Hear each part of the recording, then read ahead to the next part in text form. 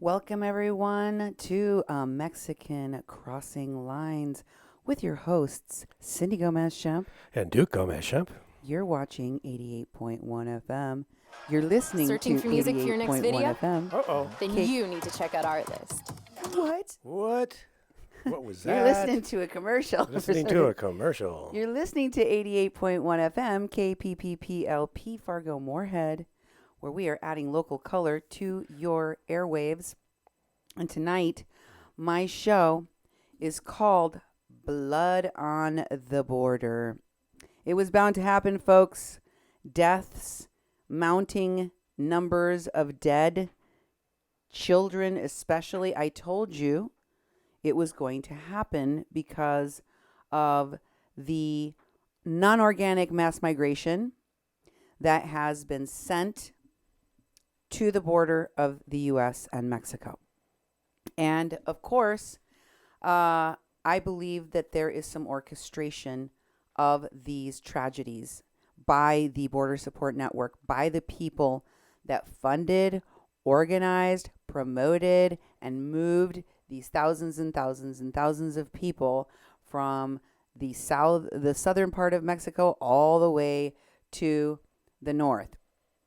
It's very hard for folks to get a straight answer about what's really going on tonight. I'm going to talk directly about everything that you're seeing in social media and among these activists who are calling for direct action to stop the ICE raids announced by President Trump, including volunteers from the lawyers group Otro Lado that have been promoting a bond fund, a bail fund for the immigrants. We'll talk more about why that's sketch to me, why it's so sketchy to me that they're raising all of these millions of dollars like they did at Standing Rock for legal defense funds, in this case for bail funds, and what that really means. We'll take a deeper look at that. We'll also be listening to Border Angels director, founder, I guess, Hugo Castro, and a video that he made on Playas de Tijuana, where he was videotaping the National Guard working in tandem with Mexico's INAMI, the Instituto Nacional de Migración, as they were gathering information, checking IDs, making sure that people that were at the location of the border wall had no plans to cross illegally and had proper documentation to be in Mexico. And finally, I'm going to get to the bloody part of the show. The baby that was drowned, the bodies we've been hearing about of children found in the desert, but more importantly, the drowned baby in the Rio Grand River. It's very, very disturbing. I don't know if you've been paying attention to my shows, but a week or two ago, I told you there would be a drowned baby. Remember I said I hate saying these things out loud? Mm-hmm. But I need to tell you what is coming so that when it happens, you'll remember that, like, Cindy said this was going to happen. And it's not because I'm a witch, and it's not because I'm psychic. I don't have those kinds of powers. I just know how these people mount theatrics, how they mount shows, how they raise money, how people like Mark Lane from the Minority Humanitarian Foundation take the narrative to raise money for themselves and their organizations under the auspices of helping migrants. How helpful is it when we have dead babies? How helpful is it to migrants and their families when we have dead babies? That's a question that needs to be answered. And I would posit to you all that this modus of operation was revealed to us by none other than Evan Duke all the way back at Standing Rock when they were in an encampment for over a year here in North Dakota, that lasted for over a year, and it cost the taxpayers of the state over $30 million. And what I learned from that video is that the activist, anarchist, Antifa leader known as Evan Duke, that started the Border Support Network page, at that time was speaking to the fact that he was being called out as one of the Red Warriors in the Red Warrior camp. People in the encampment, especially Native elders, were demanding that the Red Warrior camp be disbanded and removed from Standing Rock. For those of you who weren't at Standing Rock and don't know what I'm talking about, there was a group of activists in an encampment against a pipeline in North Dakota, that were called the Red Warriors. They were the source of many of the violent police clashes. They were the source of the campaigns to shut down that lit fires and shut down roads, etc. at Standing Rock. And when Evan Duke was speaking to the criticism against them, he said this. He said there's been a lot of criticism, and they put out a press release about it, of the tactics that were being used. By tactics, he means violent confrontations with police, by Red Warriors. And we were told repeatedly if we came to Standing Rock, we would be peaceful and prayerful. Well, yes, they had stated the entire time it was all nonviolent. These are defenseless people that are just praying. And he said that doing what they said publicly would be done by everyone at the camp was tying their hands. Remember that? He said that it was tying their hands. And so there's room for other types of tactics. He's referring to the violent confrontation with police. And then he said, and we did that on Turtle Island. And after that, it raised a lot of money and they got a lot of followers. So it wasn't all that bad after all. In his justification, Evan Duke told you how they set up the photo shoot, the violent confrontation, the tragic event, what have you, and use it for the purposes of fundraising. And we're going to talk about how that same modus operandi has been used repeatedly in the spin around immigration politics and policy. You will recall that right after Michael Avenatti, Stormy Daniels' lawyer, leaked audio from a detention facility to the media of children crying, some random woman in America started a GoFundMe because she saw the kids in the cages on TV and she heard the crying on TV. And guess what happened right after that? Boom! $30 million for a group called Raíces, some obscure nonprofit organization like many of those I have been talking about involved in this caravan, organizing, funding, etc. $30 million overnight. So, orchestration of propaganda in the media tugs at people's heartstrings. Immediately, people drop $30 million. It goes to this organization, now prominently working with many of the people in the Border Support Network and funding, travel, assistance, lawyers. Or so they say. Or so they say. I think we need to look at that a little bit more closely, and we will on tonight's show. But I just want you to remember all of that because it happens over and over and over again. Tragic story in the media, massive amount of money raised, and then they go on to the next thing, the next fraud, the next tragic event that they can make money off of. That has been happening with the group of people in the Border Support Network the entire time that the caravan issue has been at our southern border. But first, I want to thank all of you who sent me information, especially all of you who sent me the Hugo Chavez video. There was many, many, many of you who sent me that video, and we're going to watch it tonight because I think it's really important for you to hear what the messaging is, where it's coming from, who's working together with who. And I also want to thank you all for sending me your voicemails, your emails, and screen captures and posts that many of which I'm going to be using in tonight's show. But I also want to make a very exciting and special announcement. For those of you who recall our trip to Tijuana, we brought back information both from the ABS conference and from Tijuana showing what the crooked lawyers from Otro Lado are doing and what they're saying, how they're lying here to the American people and in Mexico to the Mexican people and to the migrants.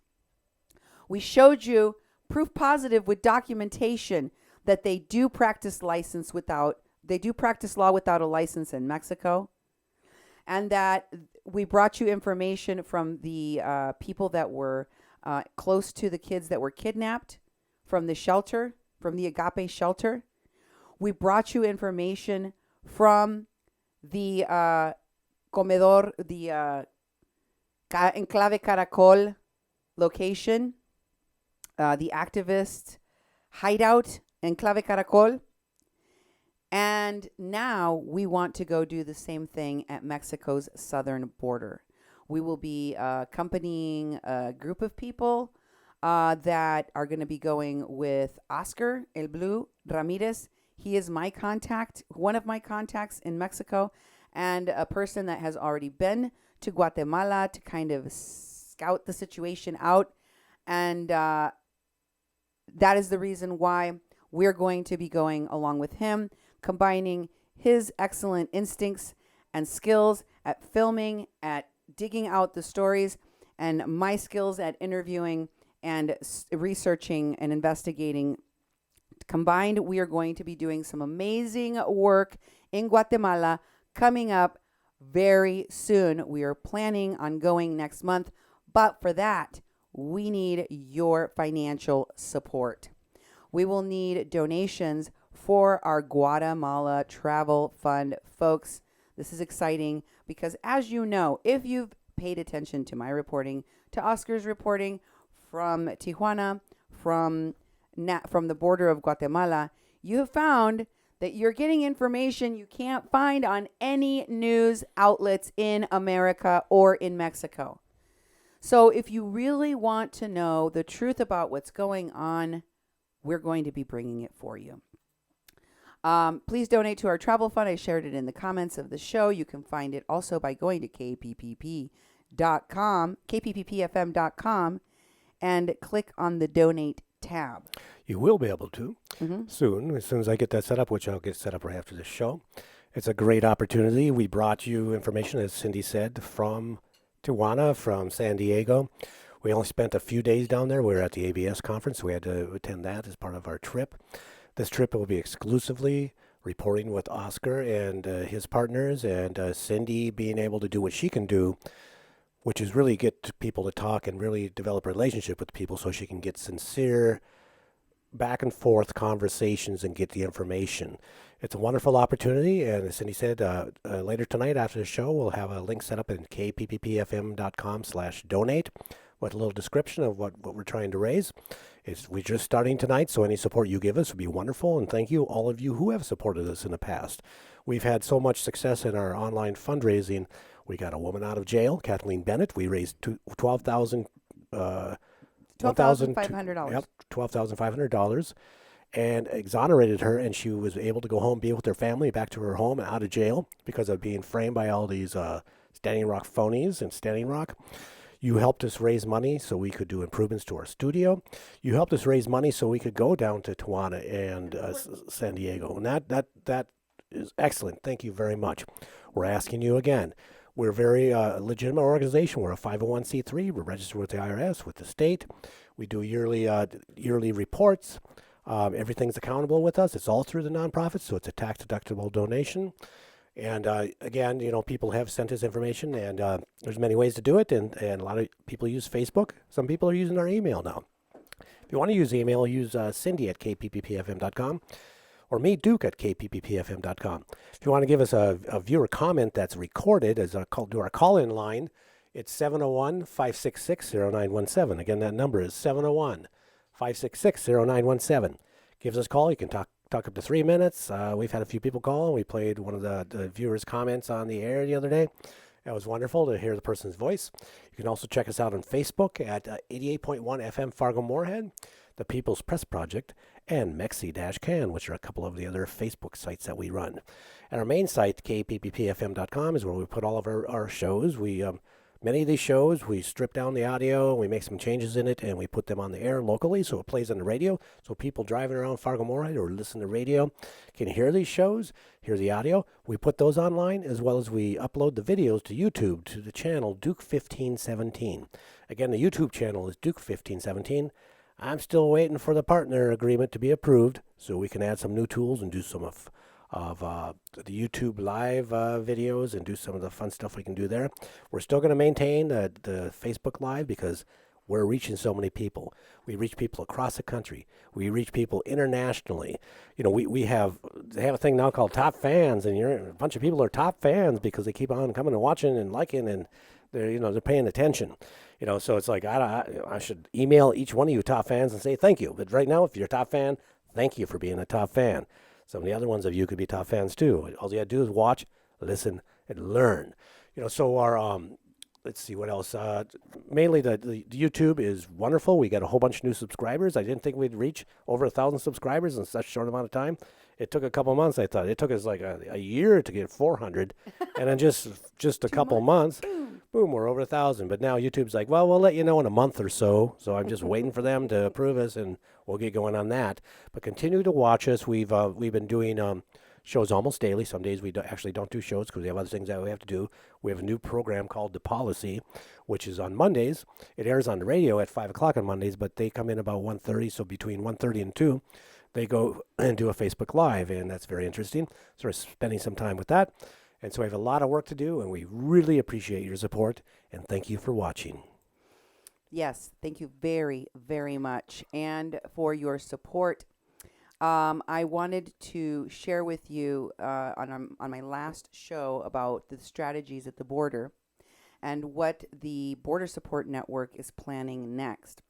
I showed you that they have the encampments at the southern border in the United States to help the activists, but they also have shelters that they're running in Mexico, in Tijuana, like Contra Viento y Marea. In this picture that they posted, that they recently made their Facebook profile on their page, Comedor Contra Viento y Marea on Facebook, you can see a much better picture of the full size of the building there. And the rooftop, the buildings that I showed you they were building on there, and the location. It's on a corner, as you can see, the location of the building itself. It's next to another garage door looking thing that looks like it's called Unica. I don't know what kind of a business that is, or if it's attached. It looks like a different address. It has a different number on it and a different letter on it.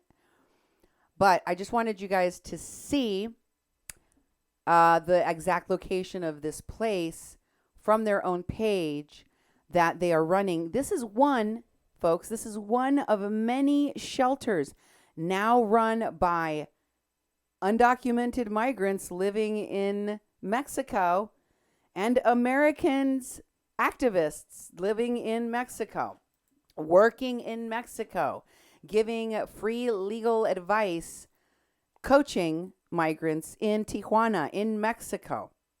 That's what's going on with these folks, including, for example, Laura Cristina Livingston Berger, the affluent adopted child of a, was it Yale professor? Yep. That goes to Burning Man every year and is body positive and likes to take drugs and hang out with people like that enjoy raping and orgies with drugs and alcohol. You know, it's just fun. Lolly B.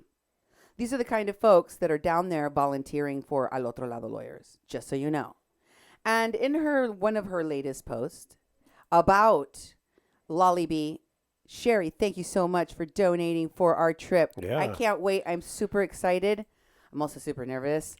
Because it's hard. It's hard work, and it's super hard keeping up with Oscar El Blue Ramirez. The man is a master at his job. I mean, he's a machine. He's a machine from the moment he peels his eye open late into the night. He doesn't get tired. I don't know how I'm going to keep up with him, but I'm going to try. Anyway, this is what this Al Otro Lado volunteer posted, what they're posting in the Border Support Network group. And as you can see, Lolly B, Laura Christina Livingston Berger, is posting an article about direct action against ICE. This is what they're promoting right now. Know Your Rights trainings, telling videos, very poorly translated into Spanish videos, saying that they are going, giving people advice about how to avoid ICE, how to not get hauled away by ICE, right? Whether that's telling people not to open their doors, having warrants passed under the door, not opening the doors for ICE, etc. The push for all of these Know Your Rights with regard to ICE in response to the announced raids by Trump is interesting, in my opinion, coming from the very activists that brought massive amounts of undocumented people into this country, like Lolly B and those working with the Border Support Network around her, like the unscrupulous lawyers that I've been telling you about. And in their minds, they must feel some guilt. They must somewhere know, even though they keep blaming the Trump administration and Border Patrol and immigration detention facilities for the mistreatment of the migrants, they know in their minds they're the people that brought them here, gave them false hopes of asylum. They're the ones that told them that they could get out of the detention facility, that if they had children or if they were queer, they were more likely to get out, that told them that they could get sponsors, that told them how easy it would be to do all of these things, and that, damn it, it's their right to seek asylum, when they knew that most of these people were not going to qualify for it. They're the same people that are now scrambling to avoid those people, many of whom, 90% of whom, are not showing up for their hearings, who are just going to melt into the background of the United States and stay here. And I think they realize they just brought millions of people here to suffer needlessly, to drain us in the United States and in Mexico economically, to cause economic harm to both countries and destabilization, all for their own personal, organizational, and personal goals. Gain. Yeah, it really bothers me. It really bothers me that they've co-opted the human rights movement. Before this, people have been migrating all the time, and people have been going through processes. And like I said, one of our friends had just spent 5 years here before he actually had his asylum hearing and was granted asylum. And he spent 5 years working really hard and not doing anything illegal, doing everything for his family, working, having to be in contact with Homeland Security and ICE and government officials. And he went to court. It took 5 years, and he had raised the money for a lawyer and did all the things he needed to do. And, his next thing for him is he's going to work on becoming a citizen. Before this caravans and this manipulation of people by all these organizations, 95% of people showed up for their hearings. people showed up for their hearings because they had a vested interest in coming to this country and seeking asylum and, seeking a better life. Now what we have is we have the whole system being looked at. Things are going to change, and it's changing in reaction. It's not changing proactively. It's changing in reaction to be more punishing of people. So all these people who are actually waiting right now, who have done things, in a way that is a lot more conducive to everybody, they're going to get shafted by all this stuff that these people are doing. And they do it under the guise of human rights. And all they do is they build these fake organizations and they build these fake accounts and they all enrich themselves. It just bothers me a lot because it really makes nonprofits look bad. Now, it used to be, I'm a nonprofit, they're for the greater good of the community. Now they're like, oh, you work for a nonprofit, one of those scamming organization that steals money, makes mayhem in several countries and ruins the lives of millions of people. Get out of my way. Yep, and that's exactly why people like myself and Professor Guadalupe Correa Cabrera, people like Oscar El Blue Ramirez in Mexico, and many others, you know who they are, exposing frauds, exposing people that are taking advantage of other people's suffering is something that we should all be doing. We shouldn't do something bad and call it good. Don't call bad things good. Especially not those involving human smuggling, because that is very harmful, especially to the children. You heard Marcelo Ebrard, the basically the Secretary of the Interior of Mexico, in a press conference with President Andrés Manuel López Obrador, say that what is being done with children who are rented for the purposes of crossing into the United States and being able to get out of a detention facility within 20 days with an issued work permit, which he said is a fact. He said it's a fact. It's the equivalent of child slavery, infant slavery. That is what is happening to thousands and thousands of children. The U.S. Department of Homeland Security and Border Enforcement have now found that a large percentage of the families that had been taken into custody, those families and those children with which you were constantly barraged, beaten over the head with, and told separated families, children in cages, do something, that a large percentage of those families weren't real. And now we know even further that many of those children are rented like a bicycle or a vehicle. What's happening with those children who are being rented? People are taking immense risks with their lives and have even killed, drowned children. I'm going to show you what I mean. But first, I want to show you what else Lolly B is promoting in the Border Support Network group. Lolly B is promoting the bond amount, the bond fund, Immigrant Bail Fund. It's running low. They need more money. And what does it say?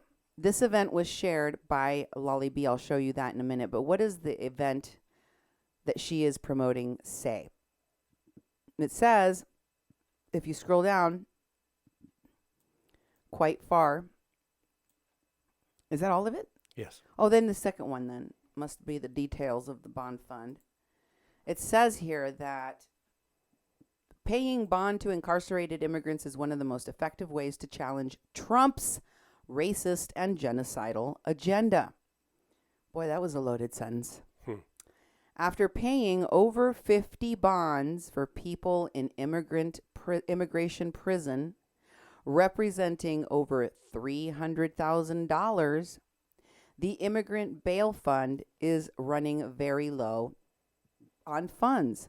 We need your help today to replenish our community bail fund. What is the cost of freedom anyway?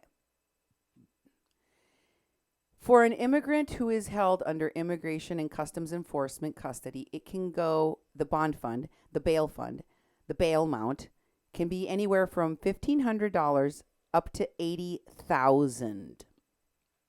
$80,000. Wow. Money should never be a deciding factor that determines someone's freedom, but that remains an ongoing issue in the United States. As we continue to... Can you keep reading that, Duke? Yeah, as we continue to denounce the inhumane treatment and conditions for which immigrants are subject to while under ICE custody, we can also take an active role in freeing immigrants so that they may return to their loved ones. In an effort to crack down on undocumented immigrants, Trump continues to make threats of aggressive enforcement and an increase in deportations.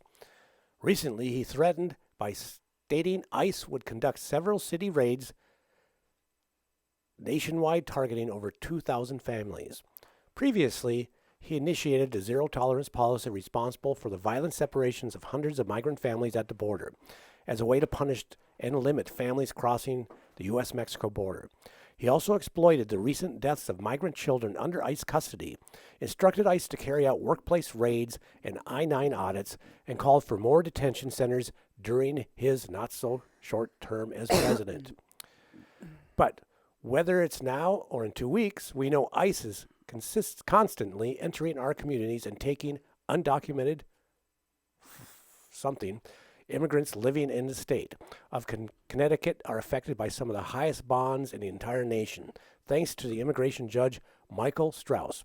A large number of individuals and their families are unable to pay the bond, which is usually averages about $20,000 in Connecticut.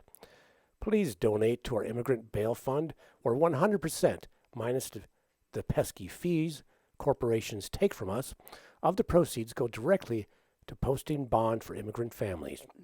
Stay involved, fight back, and donate now so we can free the immigrants. Click on the link above to donate. And then they repeat it in Spanish. And then it's repeated in Spanish. So let me tell you what, let me just stop and tell you what the steps are, which came from Evan Duke, the Antifa anarchist leader of the Border Support Network. What did he say? What are the steps? Let's go over the steps. Step number 1, induce fear with a staged tragedy. Like what, Cindy? Oh, let's say kids being tear gassed by Border Patrol that a mom took to a border protest that wasn't supposed to turn violent but did, and everyone says that it was the Border Patrol that started it, and the migrants and the Border Patrol says it was the migrants that started it, the activists that started it. Anywho, what happens then? Gain massive media attention and followers. So step number 2 is gain a massive following from this staged tragedy photo opportunity. Stage 2, gain massive following. Stage 3, extract money. Extract massive amounts of money.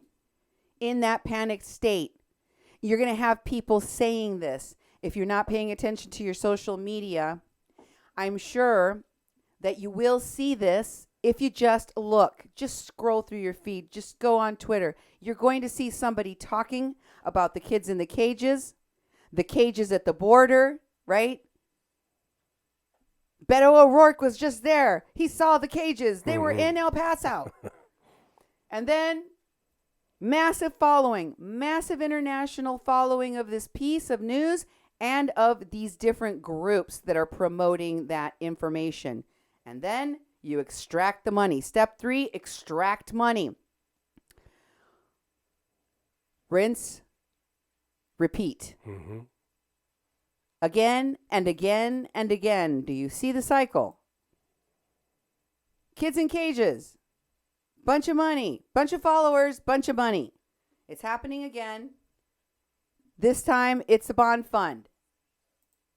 Why is it important for you to know? Let's look at this track report.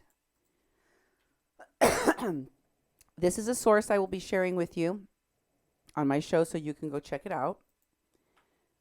And you can go see for yourself what it says. track report. What is it talking about here? Because in the post that was made, that you just read, it said $10,000 average, right? Mm-hmm. Mm-hmm. You didn't read that part, but that's what it said. The picture that went along with the post for the event said $10,000 average. And it's an interesting thing that they would say that, because they said a lot of these people are saying, hey, we've been getting a lot of people out of detention facilities, and prove it. I'd say prove it first. Yeah. First of all, I would say prove it. Show me your receipts of all of the money that you have paid in bail. I want to see it. Second of all, where are your numbers coming from about what the average is that you've paid? How many total have you paid so that you got the average? And what were the amounts? What were the variances in amounts? Because, you just see all of these people saying they got their hand out and they're like, we're doing the thing and we need the money for it. But they don't really explain how. So this Track Immigration article speaks to that, saying there's a threefold difference in immigration bond amounts by court location, using the latest available case-by-case court records currently through May of 2018. This report examines the outcome of custody hearings before immigration judges. At custody hearings, the judge decides whether or not the immigrant can be released from ICE custody after posting a bond. Okay? They decide whether or not the immigrant can be released from ICE custody after posting a bond. Both the likelihood of having bond motions granted, as well as the dollar amount of the bond required, varied markedly from one court location to another. I know this is probably a little bit maybe boring and also confusing and difficult to understand legal jargon, but what I do want you to take away from this is that the folks raising money are not explaining how difficult it is for bond or bail to be assigned, for a motion to be granted, for that to even be set in the first place. And you need to know that, because you should be asking questions of the people raising these millions of dollars for the immigrants, like, hey, let's just assume you're not a lying sack of beep and that you're really raising the money for the immigrants and intend to give it to the immigrants for the thing. How does that work? What percentage of them are granted the thing? How many of them can even leave? I'm going to tell you more, because this Track article explains it. Okay? So it says, here's the national picture. In recent years, somewhat over 1 in 4 detained individuals were ultimately successful in obtaining an immigration court custody decision that allowed them to be released by posting a bond. That's a very important sentence, folks. 1 in 4.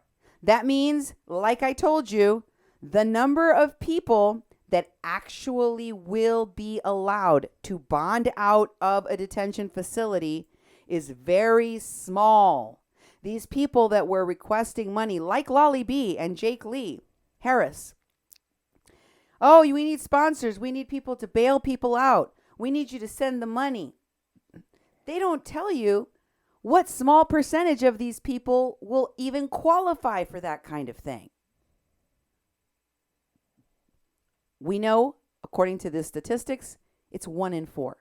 Okay. Not even half of the people that go into a detention facility can leave until their hearing date or until their deportation date. Next, it says, so far this year, the success rate has been about 30.5% of people that requested a motion to be granted the possibility to leave on bond and then were granted the bond. Okay? So that's up. It was lower than that. Yeah. It's increased. That's up 18.4% during fiscal year 2014. Sorry, that's up from 18.4% during 2014. Look at the chart in front of you and you'll see how it went from 2014 at 8.4% to now in 2018. You have a 30% success rate. The increase occurred primarily because more and more of those detained are receiving custody hearings. Judges have been actually no more willing to grant bond at the custody hearing than they were before, but during fiscal year 2014, in less than half of the cases, in about 48.8% of the cases, where bond motions were granted, a slightly lower portion, 41.1%, have been granted during fiscal year 2018. So the amount of people that actually got granted the bond motion hasn't really grown since 2014.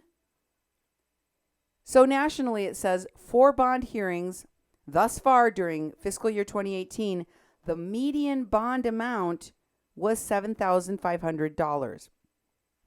This amount is up by 5% from the median of $5,000 just 5 years ago.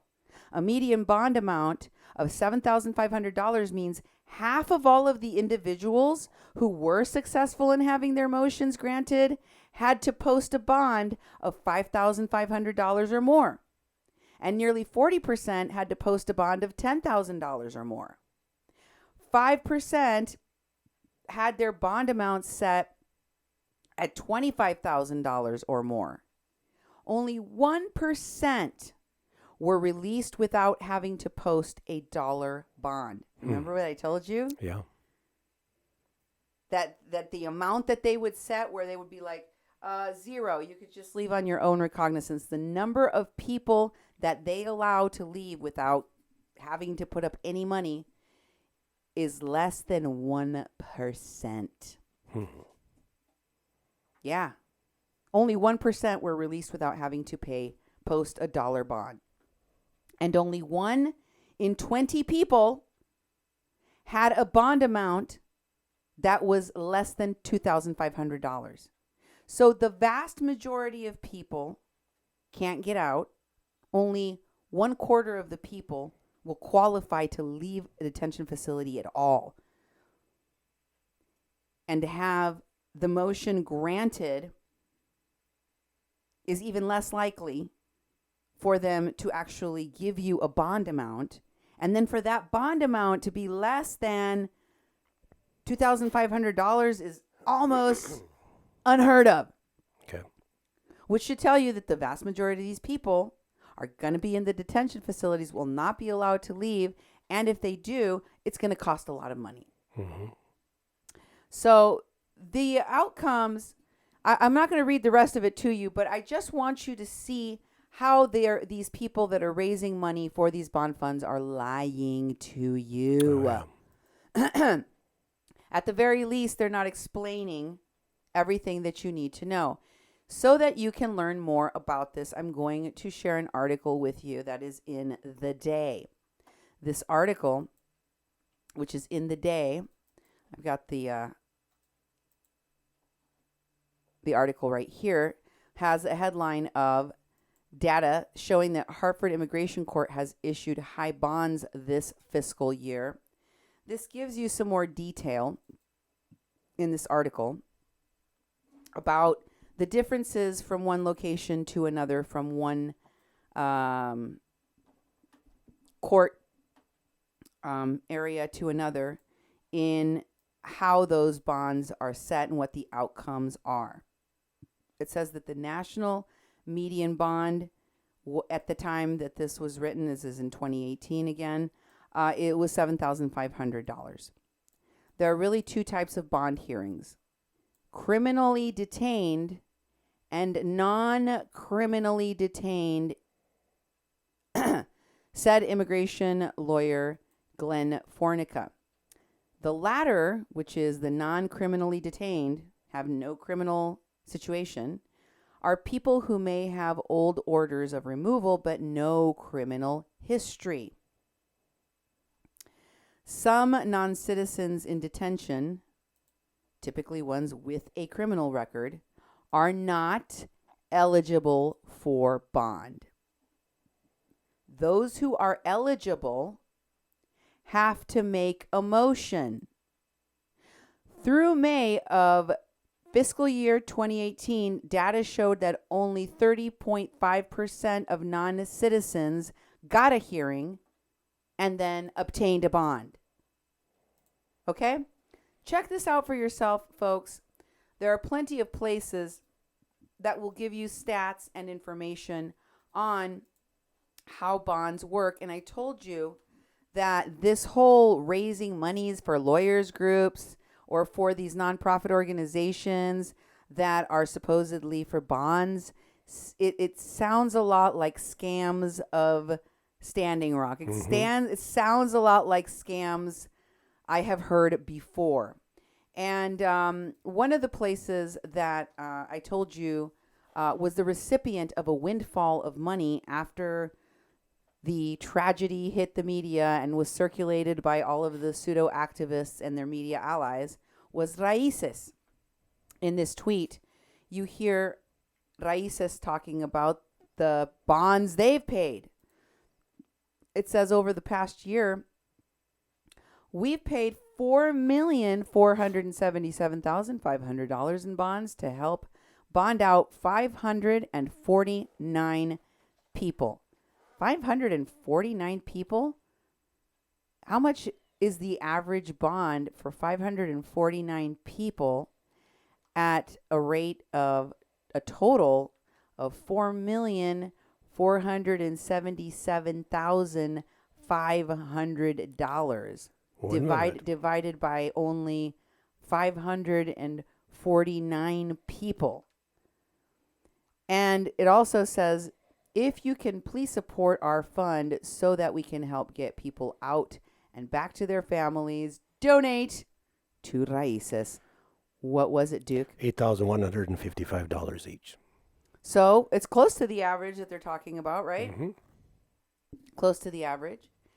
And it says, if you can please support our fund so that we can keep getting people out, donate. And it says also, and they retweeted a tweet. It says, what happened since last year's viral fundraiser? We've doubled our staff. We've created new departments. We've provided legal cases and case management protection to LGBTQ asylum seekers, like the ones Pitaya Queen was trafficking or smuggling. Excuse me. Yeah. The list goes on and on. I know you guys have been doing lots of things with some pretty nefarious people, including Pitaya Queen. So I wanted to remind folks of how they got that money, why they're explaining, hey, remember all that money we had? It's all gone. We need more money. Yeah. And here's an article from Slate Business that talks about the history of what happened when they got that money. If you will recall, we were shown in the media and by these activists lots and lots of children in cages. And then after that, we were listening to the audio leaked by Michael Avenatti to the press of these children. And the very next day or within 24 hours of that, somebody raised $30 million for Raíces. Wow. Here, in this article in Slate that I will share with you in the comments of this show so you can go check it out for yourself, is the Slate article link that talks about how the formerly obscure Texas legal charity struck jackpot. Did they, or was it orchestrated for them to get the jackpot? Yeah. Huh? Millions of Americans horrified by the families being torn apart at the border. There's your tragic photo op moment. Mm-hmm. Started sharing and donating the campaign. Step 2. To raise money for Raíces, the Refugee and Immigrant Center for Education and Legal Services in Texas. The main Facebook fundraiser ended up bringing in almost $21 million. Jeez.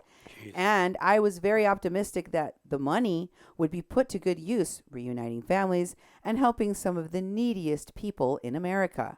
Since then, Raíces has made headlines more deliberately. The group called a press conference in Washington to ask the Trump administration to accept a $20 million bond check to free thousands of immigrant mothers rather than requiring individuals to be bailed out one at a time. They also rejected a $250,000 donation from Salesforce, which is refusing to cancel its contracts with Customs and Border Protection. Oh, they have principles. Well, they sure know how to put on a good show. Mm-hmm. I don't know about their principles. I spoke to Jennifer Falcon, head of communications at Raíces, to ask her about her organization's tumultuous month. Anyway, I will let you check out their history and their story, how they got $21 million. How did they not have any more of that money? I don't know. How do you go through $20 million in a year? Well, they said they doubled their staff, quadrupled their staff, did all this expansion and all these sorts of things, Well, it's that's like, fine and good. that's a lot of money. It's like, whoa, millions and millions and millions of dollars. It reminds me of Standing Rock very much. Mm-hmm. Other things being shared in the Border Support Network included the video of Border Angel Hugo Castro. And I think it's really important that you hear what the messaging is, okay? They're not going to talk about the American immigration policy as it was under Obama and as it still is under Trump.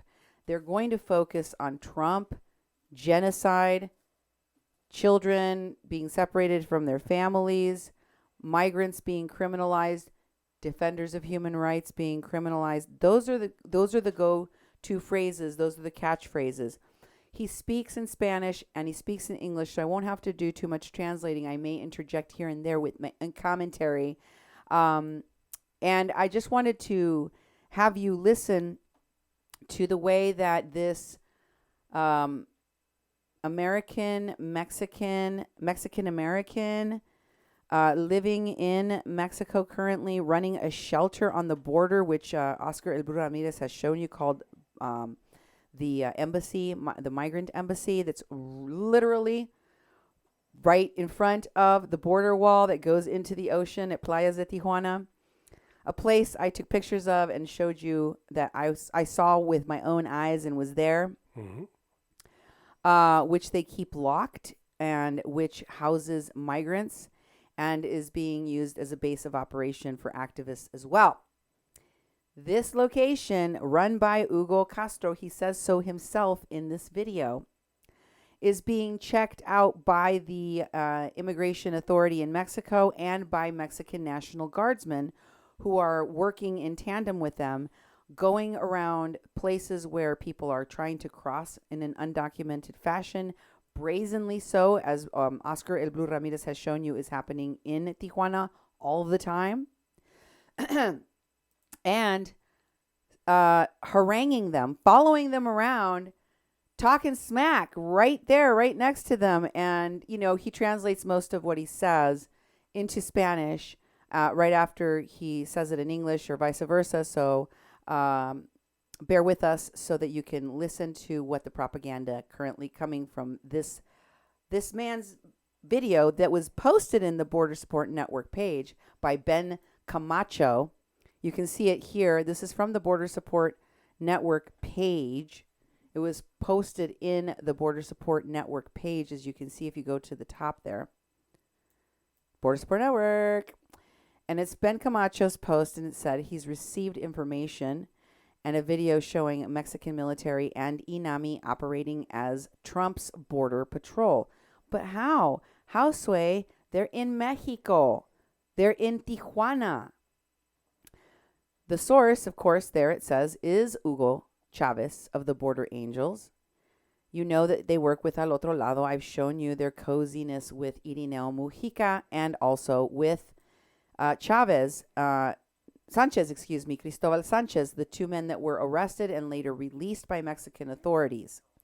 I also showed you and told you and showed you with videos of Father Solalinde that it is openly known in Mexico that Irineo Mujica is taking money, that this is a business proposition, an international smuggling operation, that Father Solalinde told you in no uncertain terms that he can now say with certainty not only that it is negligent and that it was harmful to the migrants, that it is exploiting them for profit, but that in addition to that, it is stealing from the migrants.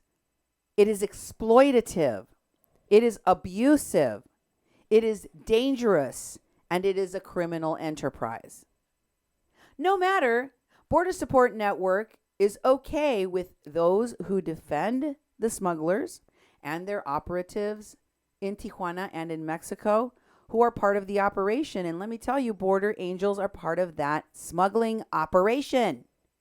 Ben Camacho is posting the video of one of the people in their operation. And I believe the real reason Hugo's mad is because they're cutting into his finances. They're cutting into his money-making operation. Let's take a listen. Tell me what you think.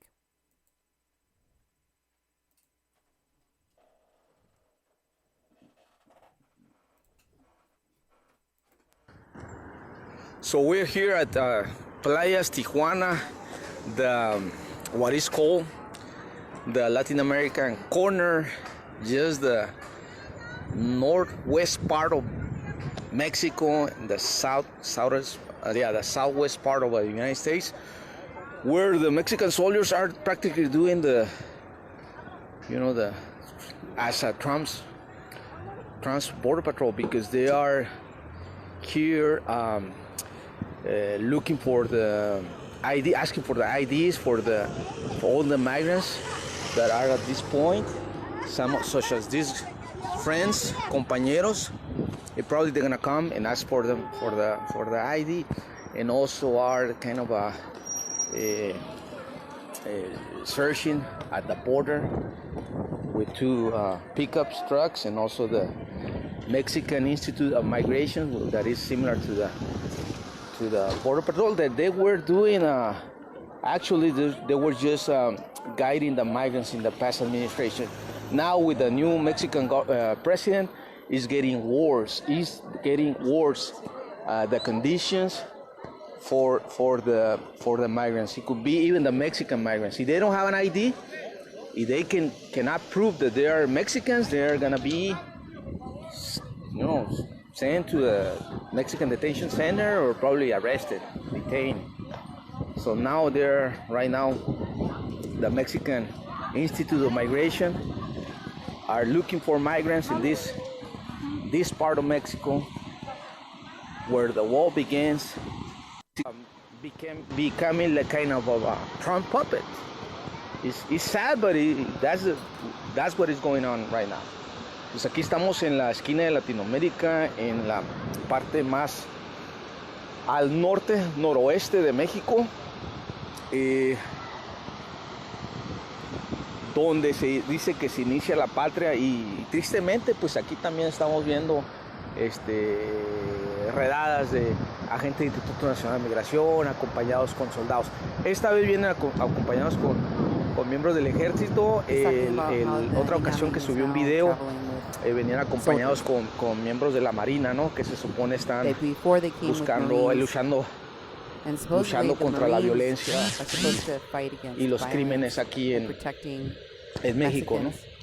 Ahora, pues, al parecer están, pues, luchando contra los migrantes, de cierta manera haciendo los títeres del nefasto presidente de Estados Unidos.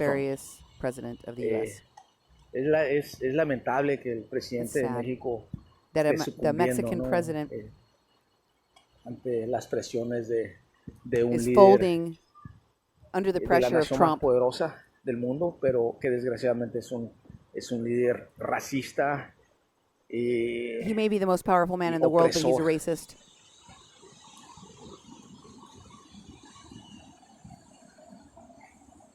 And he's just following these soldiers around and these agents around. Lo que están viendo ustedes ahorita He said, look, what you're seeing now sucede también a la 1 de la mañana, a las happens at 12. 1 in the Nosotros morning. tenemos aquí la oficina de Ángeles de la that's Frontera. our offices aquí right there. El primer Border edificio Angels, that building right there. a un lado del The muro. first building in front of Y the wall. desde ahí vemos, And from estamos that hasta altas location, horas we de la can noche, see a veces me at quedo night. ahí. Sometimes I sleep there. Vemos que vienen And we see them. agentes de Agents, soldados y agentes de la Marina, soldiers, piden Marines. identificaciones. Aquí en este punto, donde Right les here. voy a mostrar, Right where I'm showing you. aquí, Right here. más, de hecho pueden ver ahí rastros You could see fires. de People had fires burning here. You could see where they had the little que pits. aquí se quedan. People stayed here. Migrantes esperando Migrants waiting un momento to para cross. cruzar la frontera. Bueno, aquí vienen soldados, ya the no se soldiers ocupan come here. esperar la migra a que crucen, sino que México le está haciendo esa labor al gobierno de Now, Estados Unidos. The Vienen, United States doesn't los have to detienen, se use los its border llevan, patrol si no muestran que to tienen catch documentos que people prueben going que into their son country illegally. We're doing that mexicanos job o for permiso them. para estancia para aquí en México. O inclusive aunque tengan eso, se los están llevando Even y no los if están soltando. Entonces, they're desconocemos just qué es el paradero de undocumented, ellos, a but dónde just don't have their los ID on llevan, them. si son Doesn't even matter if they're Mexican deportados citizens. a Centroamérica. Y lo más triste es de que muchos compañeros son mexicanos que han sido deportados y no cuentan con ninguna identificación. A lot Bueno, of si them no are cuentan con ninguna Mexicans identificación, no that just no don't pueden have probar IDs que on están them. su That because estancia they got legal deported aquí en back. México, pues son detenidos, ¿no? So then they Nos detain them. quejábamos de las acciones pasadas hace años, de la opresión de la The oppression policía de that Tijuana we hacia saw migrantes. from the Estuvimos police in the luchando past here in bastante Tijuana para que resolver esa situación que sí se logró was not calmar resolved.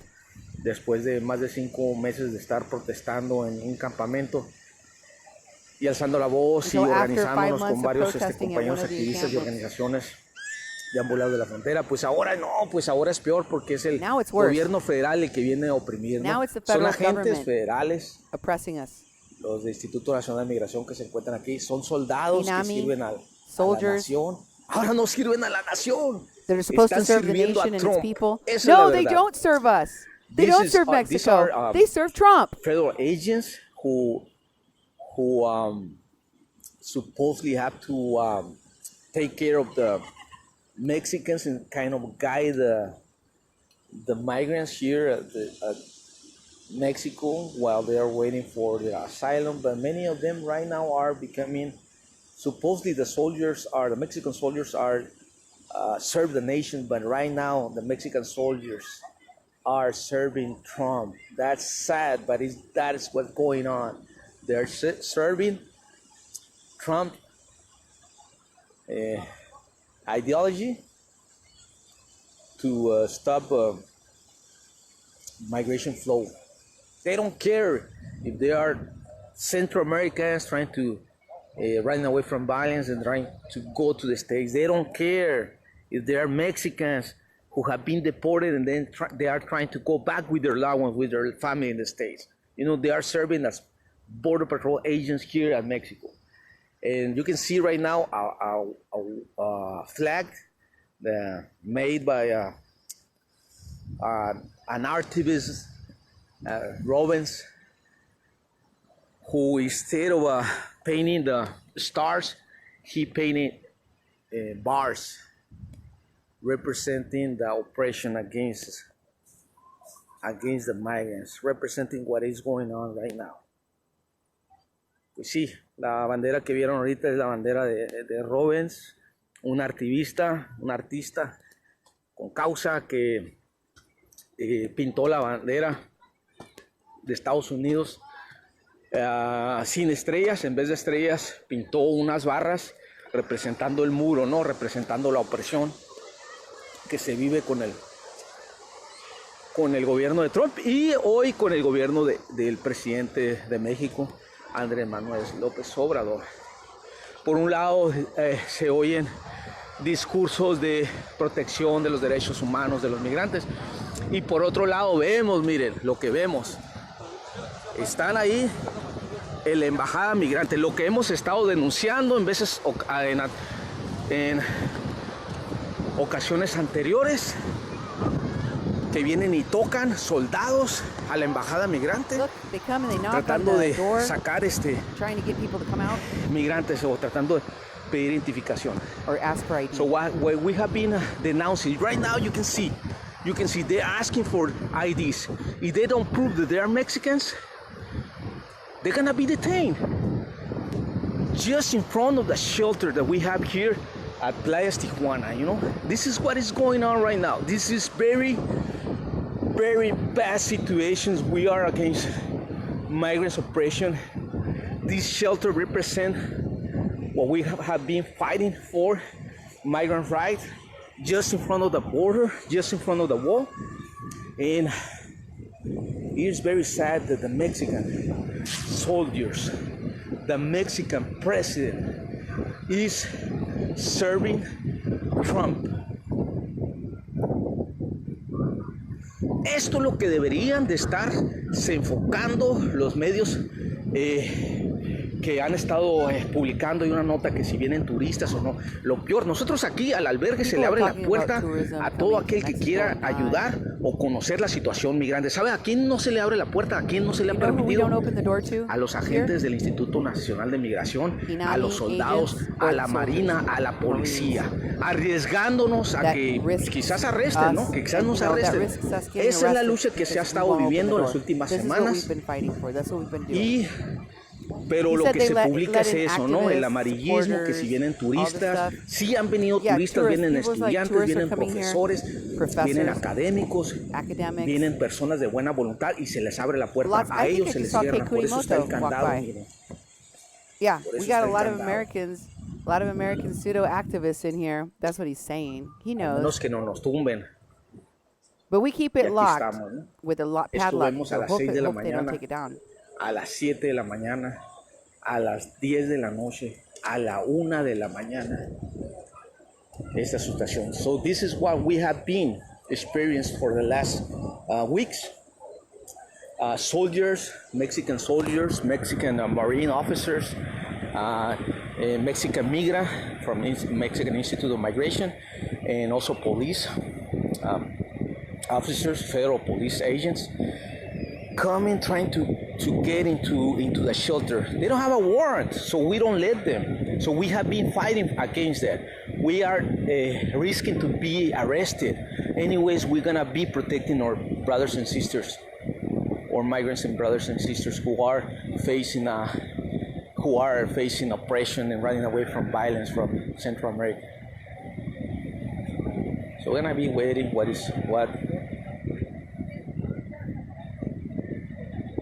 He's asking if they are planning to go to the United States. So actually, they are doing Trump's job, you know, Trump's puppets. So he asking if they are asking for asylum. He asked, are you planning to go into the United States undocumented? Are you planning to jump the wall? Are you planning to go there? And they say no. They are Central Americans. They have a special permit to be here in Mexico. They cannot be detained. And then he made a second question. Are you planning to obtain asylum? He said no. He's scared. I don't want to interview the interview because this is approving what is going on here, and I don't want to be arrested of interrupting justice. That's a charge that you arrest interview or a search by the Mexican authorities. Aquí lo que le preguntan es de que cuáles son sus planes, que si se van a cruzar la frontera y haciendo un trabajo de la migra, ¿no? De la migra de Estados Unidos, no de la migra mexicana. Porque ¿qué les importa a ellos si se van a brincar o no? ¿A qué le afecta a México que si se brinca o no alguien huyendo de la violencia? No le afecta, le afecta los intereses de los ricos, de esos grandes empresarios, que muchas de esas empresas son transnacionales, no son ni de México, pero que exportan a Estados Unidos y que les iban a cobrar el 5% de tarifa, que se pudo haber manejado de otra manera, porque son malos productos de Estados Unidos que fluyen hacia México que los productos de México que fluyen a Estados Unidos. Pero pues el presidente cedió y pues aquí vemos una de las consecuencias. No hemos documentado porque no andamos en la frontera sur de México, pero están compañeros como Rubén Figueroa, como varios más que han estado documentando lo que pasa allá con los soldados en la frontera o en los estados que están cerca de la frontera Guatemala-México. How do y'all feel about that? Sí, miren, para los que preguntan qué está pasando en la embajada migrante, sí, están criminalizando los albergues aquí en México. Hay notas sobre otros compañeros en diferentes regiones de México que están criminalizando sus acciones. Están poniéndolas en tela de juicio. Que si lucran con los migrantes, que bla, bla, bla, bla. Son mentiras.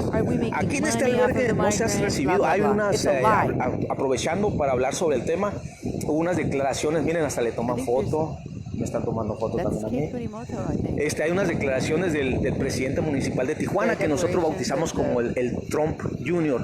por sus declaraciones racistas, por sus acciones en contra de los migrantes, por despertar ese espíritu xenofóbico en Tijuana, y que hizo una declaración que lamentablemente lo que se está pasando aquí en el albergue, porque que los migrantes, que los turistas pagan. No, aquí vienen, como les digo, otra vez repito, vienen estudiantes, vienen voluntarios, vienen personas de buena corazón a donar, muy pocos, casi todo lo hacemos a través de la Caravana del Amor, a través del programa SOS de Ángeles de la Frontera. Y es así como se ha estado apoyando los compañeros migrantes que ya están trabajando, aportan 20 pesos el día, 30 pesos algunos de ellos, se les da 2 alimentos, nada viene del gobierno. El presidente de Tijuana, el principal, no ha enviado ni un kilo de frijoles al albergue desde que está, en los presidentes pasados tampoco. Hicimos hasta una rampa aquí, miren, en la oficina de Ángeles de la Frontera, y aquí pensamos hacer también en el albergue, porque vamos a demolerlo, primeramente Dios, y vamos a construir un edificio aquí dentro de poco. Están ahorita trabajando en los planes y estamos después de ahí la obsesión de los permisos para lograrlo. Se hizo una rampa para que nos visitara, miren aquí el director de atención a los migrantes. Aquí no han enviado nada, pero sí hay declaraciones, ¿no? De que what about the people standing in front of you right now? You've got soldiers of the National Guard and you have INAMI agents, and you won't talk to them. All you're doing is smack talking them. Racistas. That's racist, guys. Just keep saying that over and over again. Es lamentable que la misión y el espíritu que tienen de los soldados mexicanos, que son conocidos por un alto grado de honor para servir a la patria. Miren, yo no me di cuenta que venía aquí. Oh, I didn't notice. This guy was right next to me. Es la verdad. Yo he sido, hemos sido testigos de cómo de verdad actúan ellos, y con respeto a toda la comunidad. Pues ahora no, se están brincando los respetos a los derechos humanos. Everyone respected them before, but now they're violating human rights. Ingenuamente hace una declaración. Sí, me voy a cruzar. Vas para arriba. Oh, sí, voy a pedir asilo. Tells them I'm going to cross into the United States. Then they take them away. Miren, aquí caben. Look at how many people they can fit in these vans. Get 18 in each van. Camioneta. Son 2, o sea, 36. 36 caben aquí fácilmente.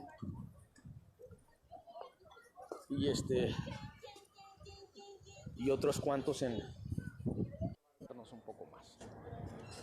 No es por miedo ni nada, sino simplemente para seguir haciendo la labor para beneficiar a más compañeros. Miren, aquí tienen a alguien más.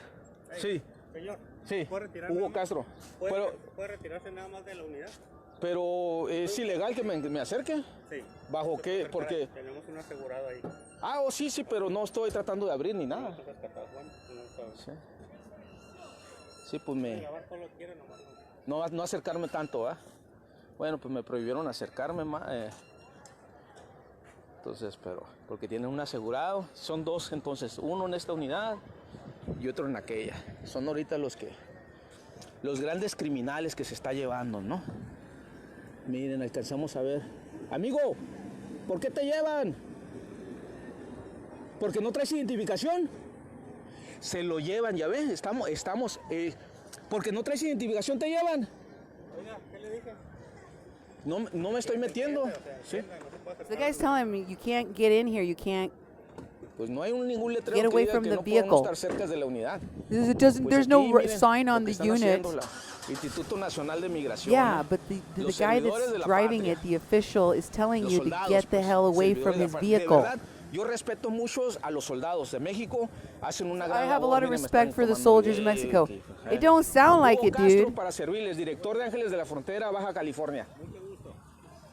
Nosotros protegemos a migrantes. Ustedes lo hacían, lo solían hacer y ahora son opresores de migrantes. Qué lástima. Rescatando a una persona.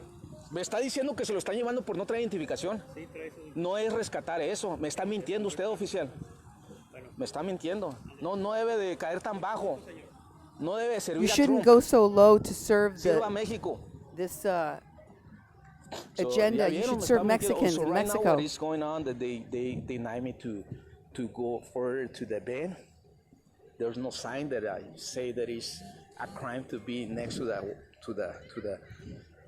van. And one migrant that is inside the unit, I asked him what's the reason why he has been detained. He said because he doesn't have an ID, and you can see in the video that he showed his hand like this, asking that he doesn't have an ID. That's the reason he has been detained. The officer lied to me. He said that he was detained because of another situation that I forgot. I'm gonna check right now. It is why he's lying, because the reason he's right there detained because he doesn't have an ID. So the officer, the Mexican officer that right now I film, he's lying, and instead of serving the Mexican government, he's serving Trump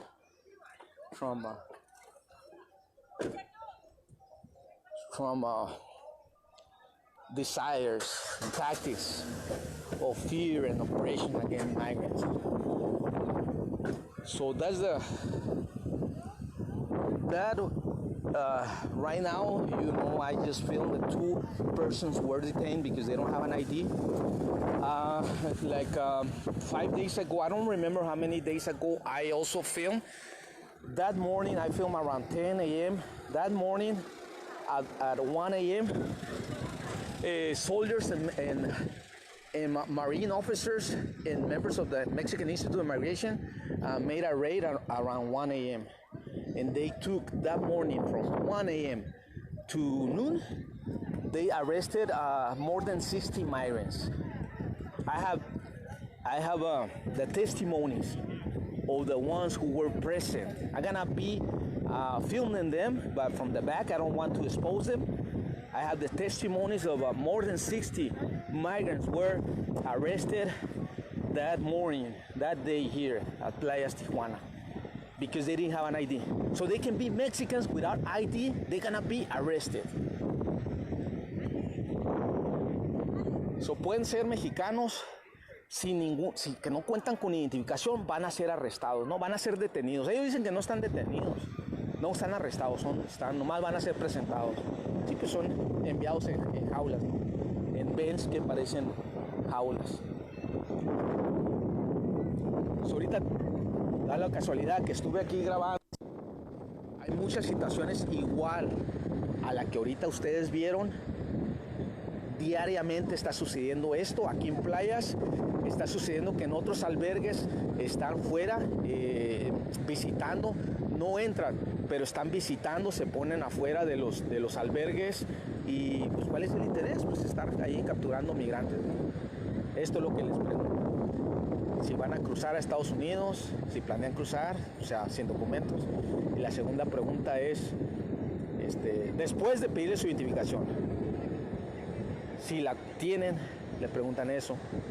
Si van a cruzar a Estados Unidos sin documentos, y luego le preguntan, pues le dijeron de otra forma, ¿no? Te vas a cruzar ilegal, así le dijeron ilegal, y vas a cruzar, vas a pedir asilo.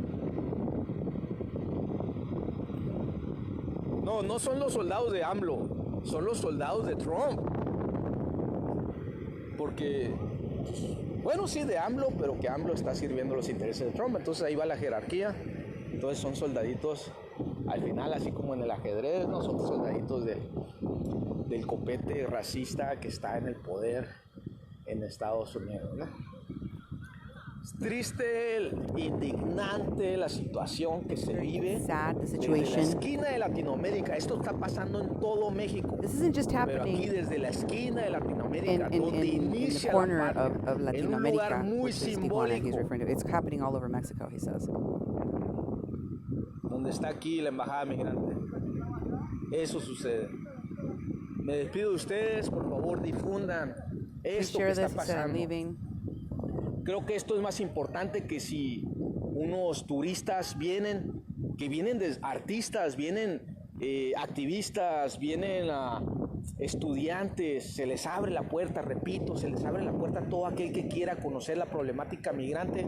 No necesitan dejar aportar algo, no se les cobra la visita, es bienvenido. Hay algunos que vienen, traen arroz, frijol, lo que sea, pero lo que más importante para nosotros, porque sabemos, es que traen la llama, traen la flama de la esperanza, del amor, de la compasión, y eso es lo que nosotros buscamos, que logren encender de nuevo la llama de la esperanza, del amor, de la compasión a nuestros hermanos migrantes. Ese es el objetivo. Y también otro, que pasen la voz a donde vayan, estos turistas que vienen y van a Japón, a Estados Unidos, a donde vayan, que luchen por un cambio, que se despierte el colectivo, la conciencia colectiva para encontrar un cambio, ¿no? Para que esto no siga sucediendo. Sorry, but I'm very, very, very, very, very angry. I don't know how. Estoy muy molesto y no sé qué más seguir. No vaya a decir una tontería. Mejor me despido con ustedes. Por favor, ahí una oración a nuestros hermanos migrantes. De aquí, de este albergue y de todos los albergues que hay. Y hay unos que no tienen ni acceso a un albergue. Sí. Están los compañeros que no se lo llevaron, miren. Él es centroamericano. Se apiedaron de él. No se lo llevaron. No íbamos a dejar que se lo llevaran. No vi cuándo arrestaron a los dos, detuvieron a los dos que estaban ahí. No hemos tratado de cuestionar esa situación. Me despido de ustedes. Mi nombre es Hugo Castro, director de Ángeles de la Frontera Baja. Director of Border Angels, Hugo Castro. That's the guy that I showed you on a video recently with Gaba something. Gaba Goo, I can't remember her name. Gabagoo. Do you remember the lady that kind of looked like, Mexican Stevie Nicks that was homeless? That lady that was, and they were like really pissed off about Irineo Mujica and Cristobal Sanchez being arrested, and they were like, we demand that they get taken out of blah, blah, blah, blah. That person is now making a video. And what the message was, if you didn't catch it, is AMLO is Trump's puppet. Meanwhile, in Mexico, AMLO has been saying repeatedly that he is going to defend the rights of the migrants, and he's been making the people of Mexico angry, crazy, mad, that the migrants are being allowed to come through and that they're not following the UN pact signed by Marcelo Ebrard that requires people to come in a documented fashion, that requires them to come through in an orderly fashion. That means without killing migrant agents at the border, without breaking border fences, without, having violent clashes with the police or with Border Patrol, all of those things. So The Migrant Pact of the UN, which is the basis for which AMLO allowed all of this mass migration to come through and has been supporting it, also required that these three things happen: that you come in documented, that you come in an orderly way, and that you come in with a purpose. What is the purpose of your stay and visit? You need to tell anybody in another country you travel tonight that you're here for work or vacation. You've been through customs, right? Every single time we go through customs and you go into another country, whether it's Canada or Mexico, anywhere else we're flying to or visiting, when you go through customs, they want to know what you're doing there. Exactly. I've been through customs many times, every time I've been to Mexico. And they ask questions. It's part of entering another country. What are you doing here? What are you going to do? You go to Canada, they're going to ask you how much money you have. They'll decide if you don't have enough money to come into Canada, I ain't going to let you in because, how are you going to live as a tourist or whatever it is you're doing up there? So it's totally acceptable when you enter a new country. They're going to actually ask you questions. Yes. And you have to have a purpose for being there. If you say that you're there to practice law without a license, they're probably going to stop you and question you like they did to the lawyers of Otro Lado and like they have to many of these pseudo-activists in the border support network. And by the way, all of this is part of what they would like you to focus on rather than the enslaving of children, the trafficking of children, the sex trafficking of children. As, for example, one of the volunteers that I showed you was in the video with the crooked lawyers from Al Otro Lado and the Pueblo Sin Fronteras smugglers, the LGBTQIA leaderess, Pitaya Queen, who was accused repeatedly of sex trafficking children, where the managers and the people that run a queer shelter in Tijuana called Jardín de las Mariposas said they saw the sexually transmitted diseases that the children that she was trafficking had contracted. Those were the accusations that were made in the press against some of the unscrupulous leadership of these groups.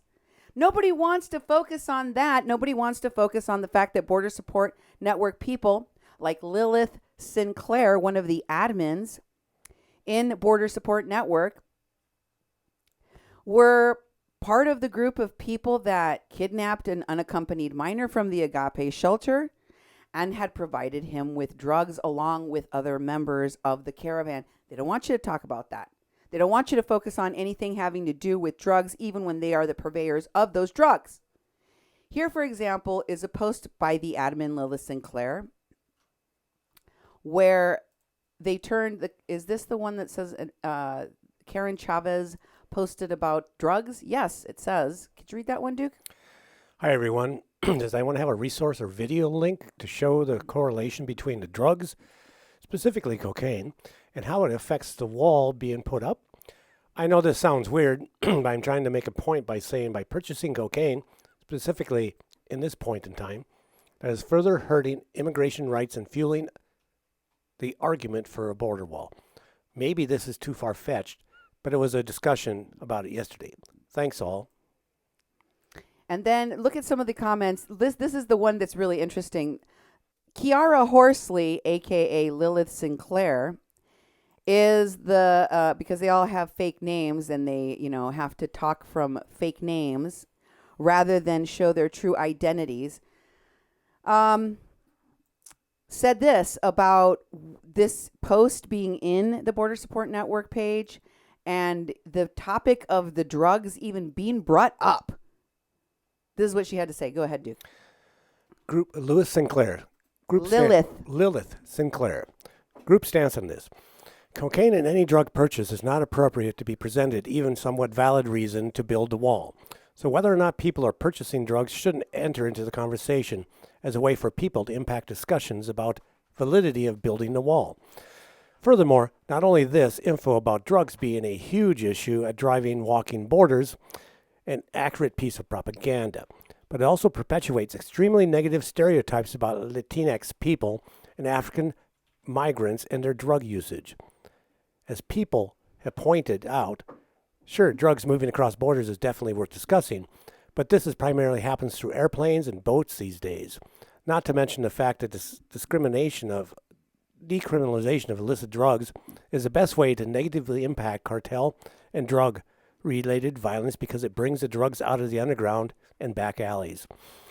I'm shutting down comments on this post, and we're not going to tolerate people making posts implying that any personal decisions of individuals regarding their drug buying habits or otherwise is going to affect the border wall when this operation is being largely funded by corporations who have a vetted interest in having access to the land that would be acquired. This is the result of corrupt I can't say that word. Oligarchical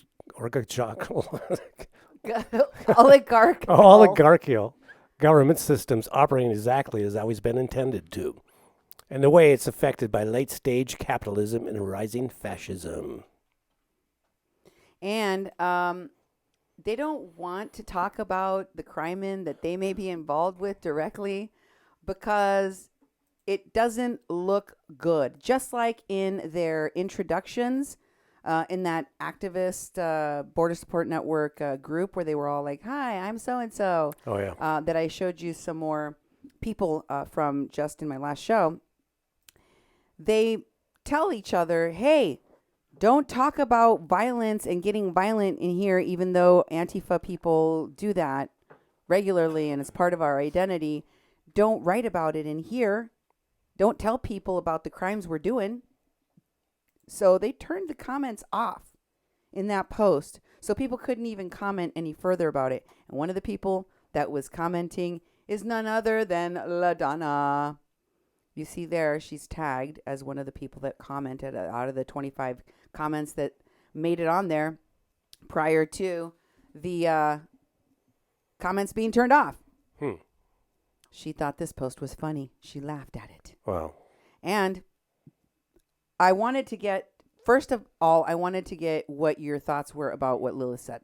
Please talk about that. Well, she's basically saying we're not, well, I thought it was interesting. She said drugs come in by planes and boats. They don't come across the border. It's like, how do you know? Into something that we don't know about. And also is that, she's trying to counter that this is propaganda. This is propaganda. And she's so irate that people are even pointing this out. She's going to shut down comments on this whole thing. It's like, no more comments. And it's like, that puts to me that she has something to hide. She's being defensive because there might be some truth to what the people were saying. I thought that was a little bit far, I was kind of reading it going, where is it going? But I didn't get really angry at the post. I was like, oh, yeah, this person's like, blowing steam. You get to say this. I said, not true, But the retaliation to actually cutting off all comments so there's not going to be any discussion shows that she's trying to control this and she doesn't want these messages to go out, which tells me that she knows a lot more that's going on. And, so I think it was very, very interesting.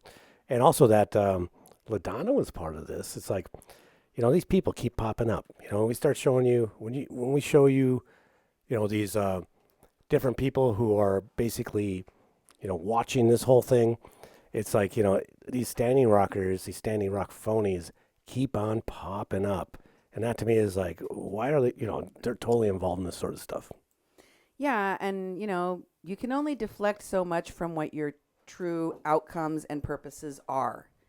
You have left a trail of tragedies in your wake, all of the people associated with the Standing Rock Theater that was, and that are currently involved in what's happening now. And let me tell you how I got to this title for the show, Blood on the Border, because it's all about what the coming mayhem, the violence, and the death that is going to accompany the mass migration orchestrated by these folks. And it is culminated now with the death of a toddler. There are also the bodies of some people in the desert. Those people died under different circumstances.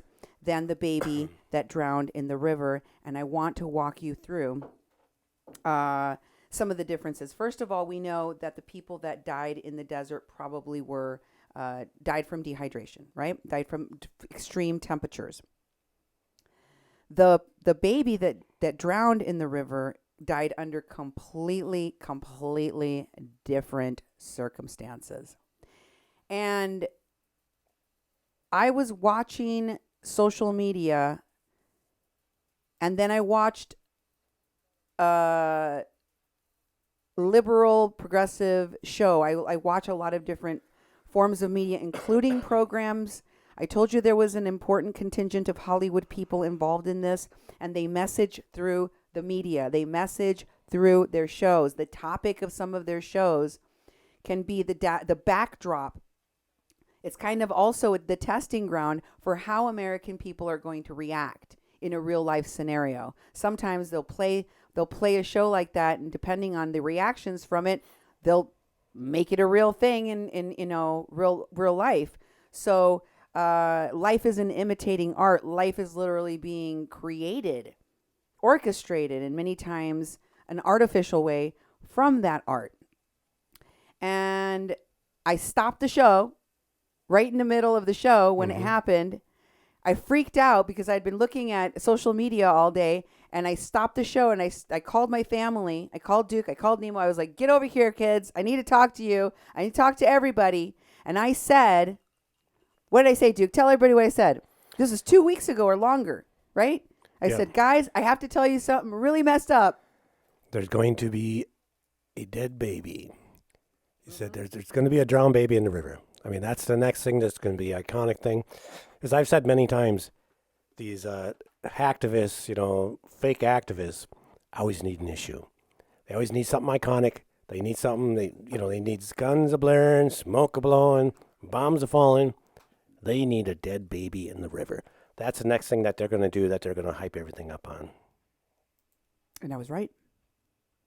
In fact, I was talking to a media colleague of mine, and I said, I sent them the story about the dead baby drowned in the river, just like I said. And they freaked out and called me. They're like, oh my God, you were right. How were you able to predict this event? And I said, well, let me tell you. I watch the Border Support Network people. I follow their social media accounts. I see what they're talking about, what they're posting about, what message they're pushing. Many times what they're saying is completely false, or it's not explained properly, or it deceives people, like the bond fund, okay? Like the bond fund. That's a great example of how you're not getting the clear picture, the whole picture, so that you just give money blindly, not thinking about, really, where is this money going to go and what's going to happen with it? And I watch what they're saying about each of these tragedies or issues or articles. And what I saw them sharing was this image. All of the different pseudo-activists, mercenary activists, were sharing this image. What you see before you is a rescue worker on a boat, much like the Border Patrol on our southern border in their boats, rescuing people. And he's holding a baby that is wet. He's cradling this baby and looking down at its face. Its eyes are closed.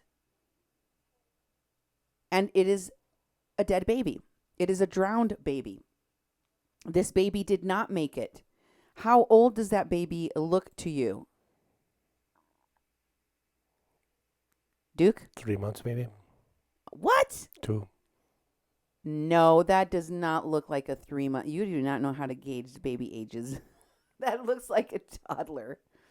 That baby looks like it's 1 to 2 years of age. I don't think that baby is 2 months old. 2-month-old babies, 3-month-old babies are much, much smaller than that. No, that looks like a toddler. And that baby was being circulated by people here in the U.S., by activists involved in the Border Support Network. And what they were saying about it was,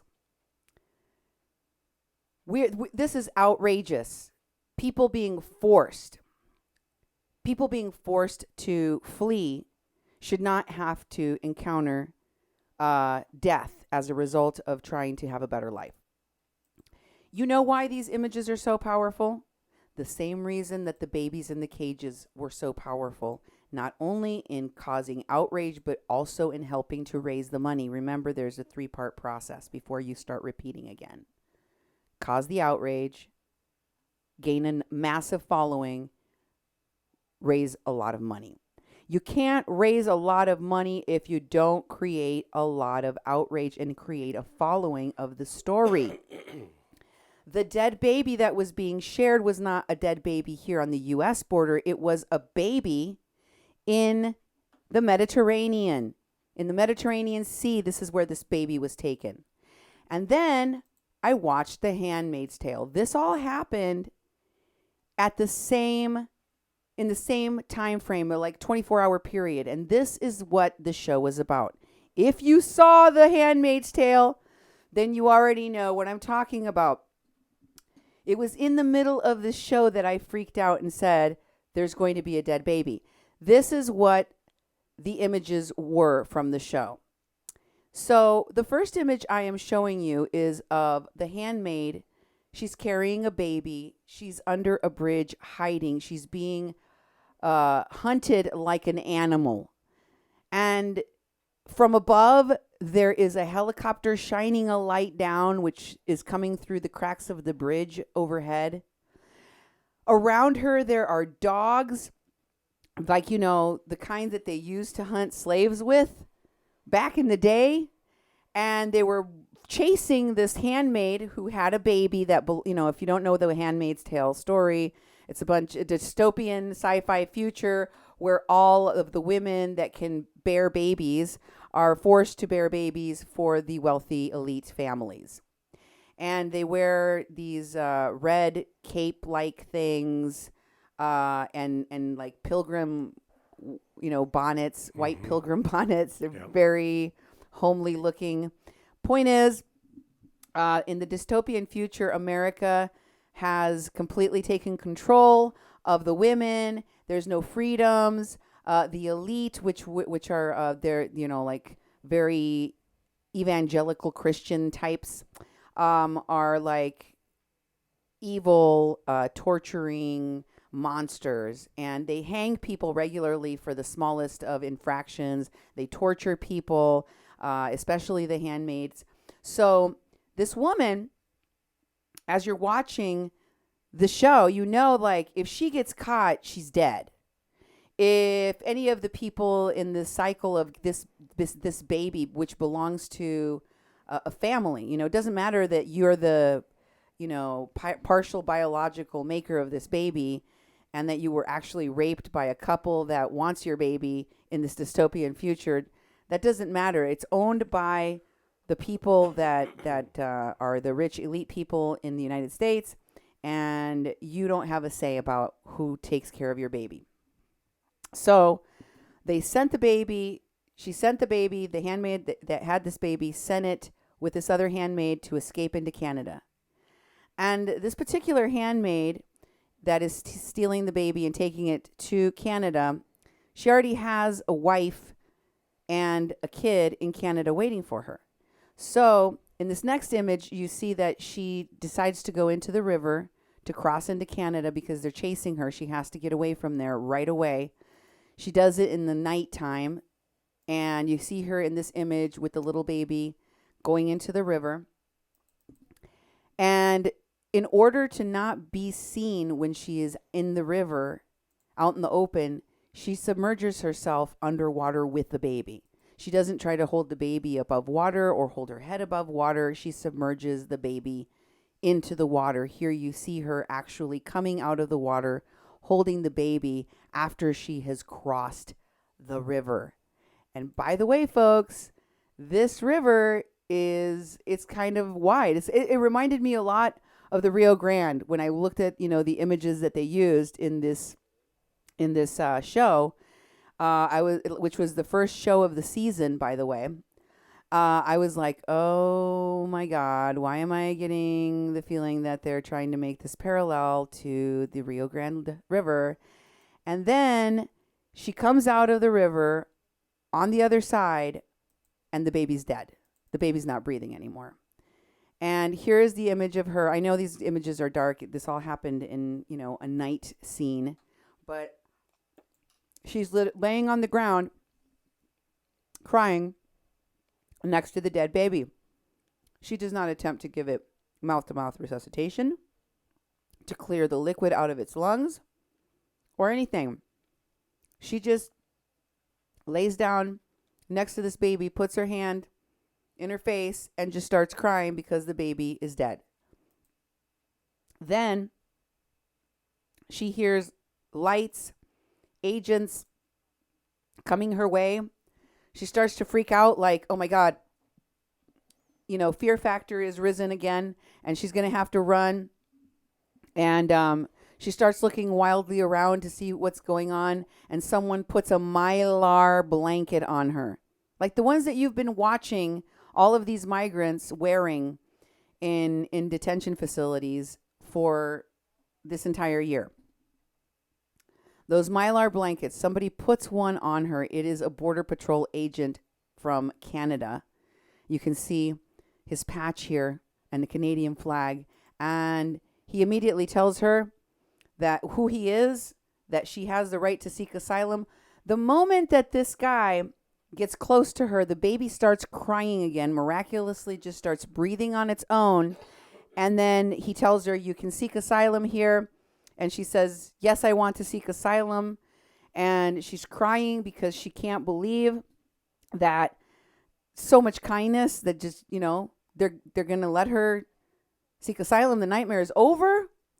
And then they take her to the hospital, and the scene in the hospital is crazy. They walk into the hospital. She walks into the hospital, and she's looking around. She looks very, very scared. They tell her they're going to give her treatment and care, and the baby too. And then all of the people on all the floors in the hospital around her begin to clap. You see them clapping behind her in that previous image, and here you can see a man clapping above her on the second floor more clearly. And that's when I stopped the movie. At that moment, I stopped the show, and I said, Duke, they're going to kill a baby. Yep. They're going to kill a baby because 2 days before this show became available on Hulu, which is where I watched it, and I'm sure that the show actually had played a day or two before, because it's not available until after it's already been broadcast on whatever network it normally is broadcast on. Mm-hmm. And then we get it like 24 hours later. And I don't know if I got to see The Handmaid's Tale the day it became available. So from my recollection, this show actually aired on the same day that Border Patrol resuscitated a baby that drowned in the Rio Grande River. Do you remember this baby? I talked to you about this baby. Mm-hmm. I talked to you about this baby when I told all of you in my audience that there would be another dead baby, that there was going to be another attempt. I said this was an attempted murder of a baby. They were going to drown this baby. That's what I predicted. I said this baby was supposed to have died, but the Border Patrol saved it. You want to read what this article back in June 6th, when I first reported it, that this happened, what the Border Patrol reported? This is from Border Patrol. Rio Grande Valley Sector Border Patrol agents rescue, resuscitate infant.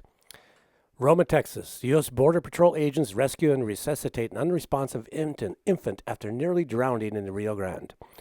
On Wednesday, the Rio Grande City, Texas, the Border Patrol Station, RGC, Riverine unit rescued a 6-month-old male Salvadorian national from drowning in the Rio Grande near Roma, Texas. Agents became aware of the dire situation when they heard screams coming from the rapidly deflating raft as it attempted to cross the river. Accompanied by his mother, the infant went underwater before being extracted by the RGC agents.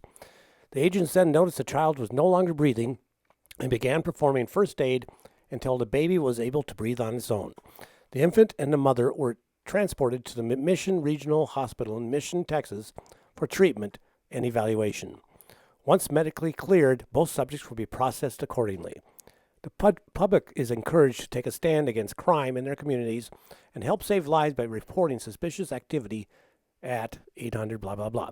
Please visit blah blah blah to view additional news releases and other information pertaining to Customs Border Protection. Follow us on Twitter. Okay, let me tell you why I don't believe that this was an accident. First of all, if you are a mother of an infant, a baby, a child that cannot swim, does not know how to swim, and definitely cannot survive the strong currents of the Rio Grande River. Okay? You are the child of a toddler. You claim you are fleeing violence. You claim in your country of origin. You claim you are fleeing violence and oppression. Maybe you're fleeing gang violence or whatever, right? And you're going to seek asylum in the United States. Does that include losing a child or two in the process? Is that part of your planning as a parent? So if I lose my toddler, or if one of these kids drowns in the trip, I'm okay with that. Collateral damage accepted. You got to break some eggs to make an omelet. Is it? Because I cannot fathom of a single parent, the true parent of a child, that would go, yeah, I'm going to gamble with my toddler's life right now and hope that they live like that handmaid did.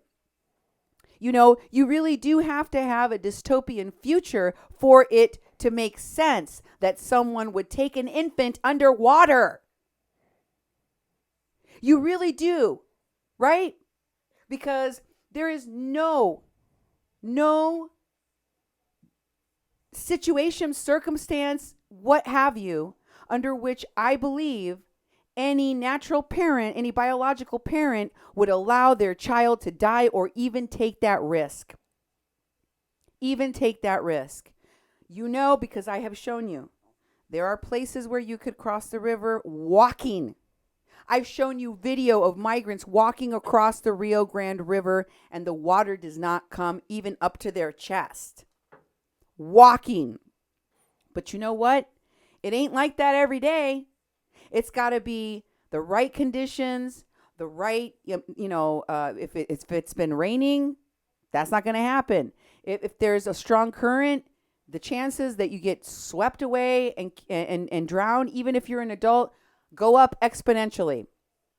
The people, the coyotes that cross there regularly, and even any person with a logical brain can tell as soon as you're going in whether the current is too strong for you to go that day or not.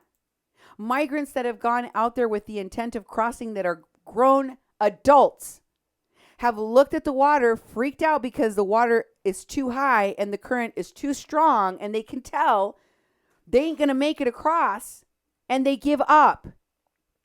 Why?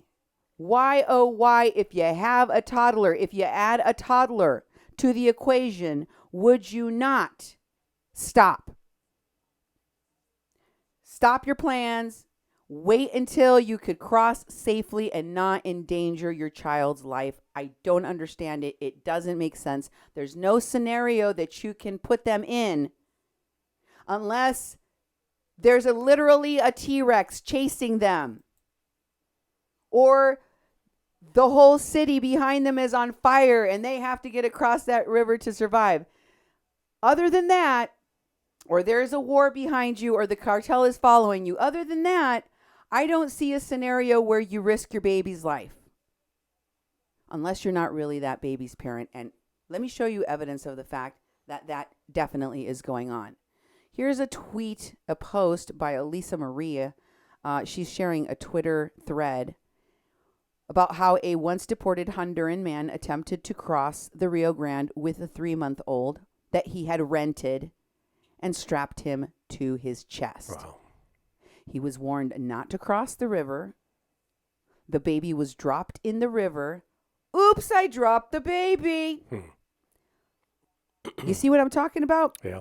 Did you read how in the other instance, somebody dropped the baby too? That mother just, oops, she dropped her baby in the river. Oh no. It says that this Honduran man, this baby was saved by Border Patrol agents. And it was tweeted by an account called Kirk on Twitter. Yep. Charlie Kirk. Mm-hmm. Okay. Here's the Daily Mail article that gives you more of the details about this story. And this is about a man that was from Honduras who had been deported back to the back in 2013. He was trying to get back into the country. He had already been deported, folks.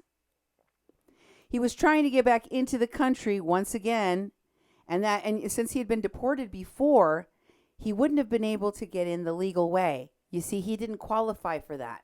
He must have done something that would have merited him being deported, right? So that guy was already deported, and he decided he would rent a 6-month-old baby, strap it to his chest, and try to cross the river. Huh? Mm-hmm. Amilcar Guias Reyes, a 51-year-old Honduran, was charged with alien smuggling in federal court on May 10th. Border agents spotted him wading through the Rio Grand River from Mexico in the U.S. near Hidalgo, Texas on May 7th, carrying an infant. ICE officials said the baby was only 6 months old. Immigration and Customs Enforcement agents said Giza Reyes used a phony Honduran birth certificate for a child he brought into the U.S. 3 days prior. The child was then transferred to the Department of Homeland Security Office of Refugee Resettlement for placement. What do you think of that, dude? This guy claimed that the baby was his son, okay? He lied about this child being related to him. Well, I think it's like, first of all, it's really bizarre, but it's like you've been suspecting this stuff for a long time because we look at the faketivists and how they're setting things up, and we've questioned whether children are with their parents, and some are, but it's like there's so many unaccompanied minors. You just rent one, and this guy went strapping a baby to his chest, swimming across the river. It's like that's horribly a careless, inhumane thing to be doing To a baby. to a baby. That he rented. It's that a he slave rented, baby. and he rented it from somebody. Somebody's like renting babies. This is the infant slaves that AMLO's Secretary of the Interior was talking about. Exactly. So I think it's totally bizarre, and it was interesting to see the charges there. It's like, oh, okay, those are charges I've never heard of, because I've never heard of people smuggling a baby that's not there in their chest through a river and almost killing it. Babies, it's like ever since Cindy said that when we watched The Handmaid's Tale a couple weeks ago, she's like, like she said, she stopped the whole show and said, everybody come here and look at what we're seeing.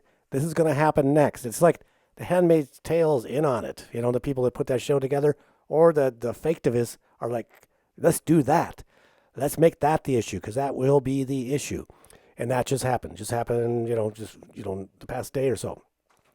And, and people jumped on that one right away, and said, look how terrible things are, because now babies are drowning in the river because of, and the humanitarian people are out there in droves now to protect the babies.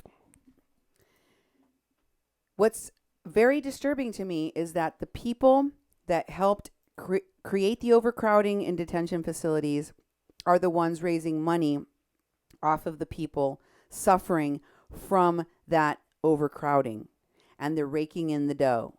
And they're also the same people that are complaining about these deaths of the migrants in the desert, of the people dying in detention facilities in custody of ICE or Border Patrol. And they're the ones that created this cramped, overcrowded system that no country in its path, no matter how many resources they have, would be able to prepare for or adequately and quickly ramp up to. It was purposefully done in such a way that it would break the system. While they complained about the fact that they're not doing enough in the U.S.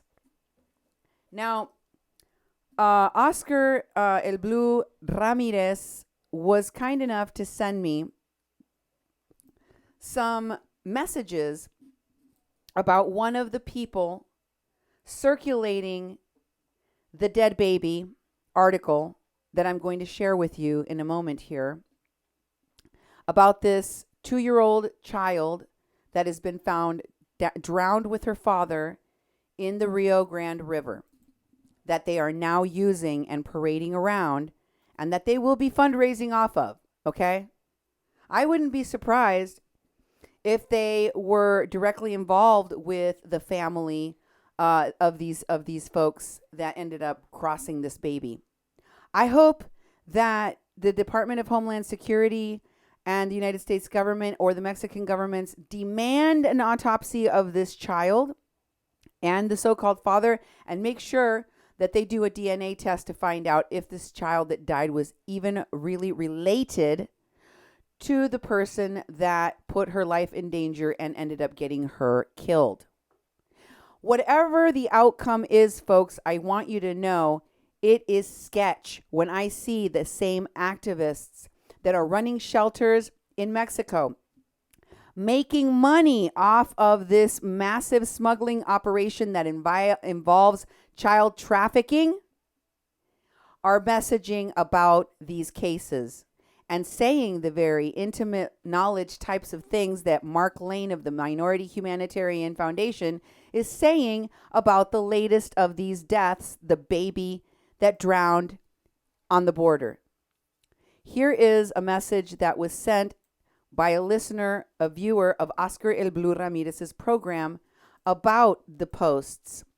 It's in Spanish, so I'm going to translate it for you. It says, "Hi, Oscar. Good afternoon. I found the page of a lawyer who calls himself Güero Justiciero." This person is referring to Mark Lane. That's what his Instagram name is, Güero Justiciero. He also has a Facebook page called Minority Humanitarian Foundation. If you look at his publications, he is one of those lawyers that is dedicated to the migrant caravans. He visits shelters in Tijuana, but only those that have migrants. Now, let me just correct the record. This person is saying that Mark Lane of Humanitarian Foundation is a lawyer. He is not. He was a restaurateur and barely even did that. He don't even have his restaurant, his seafood restaurant anymore. He is definitely not a lawyer.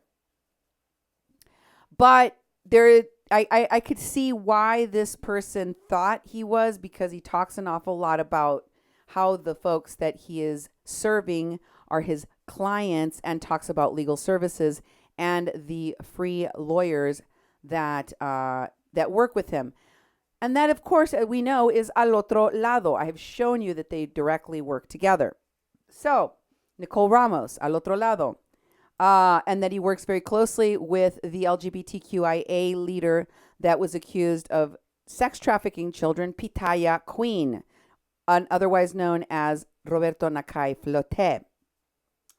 And this, the second thing I wanted to point out about this post, the first post message, is that he also runs shelters. He doesn't just visit shelters. He runs shelters in Tijuana. He has his finger in a lot of different pies. And he is coordinating with Pueblos Sin Fronteras, with the lawyers. He's kind of the hub that coordinates with all of these different groups and people like Border Angels that are part of the smuggling operation. Okay? Number 2, here is the second message that was sent to Oscar El Blue Ramirez, which he generously shared with me about Mark Lane. It says, the following photo I'm sending to you was published on his Instagram and Facebook accounts. According to him is Mark Lane, the situation in Matamoros, that's the city where this family of migrants was waiting, is very dangerous. And that's why they had to cross. Remember the Teen Vogue article in which I told you Pitaya Queen and all of those LGBTQIA caravanners got a letter from one of the shelters run by Mark Lane saying that they were attacked by homophobic, transphobic, xenophobic Mexicans that tried to burn them alive inside the shelter, and they were in immediate threat of having to leave the country because they were about to get killed. This is the kind of fake hate crimes, the fake tragedies that these people create, put in the media, and then use for their fake asylum claims, their fake emergencies, to justify saying that, Rome is on fire. In this case, Mark Lane is hyping up the reason for drowning this baby. Think about how disgusting that is, Duke. Yeah. He is making a justification that cannot be made.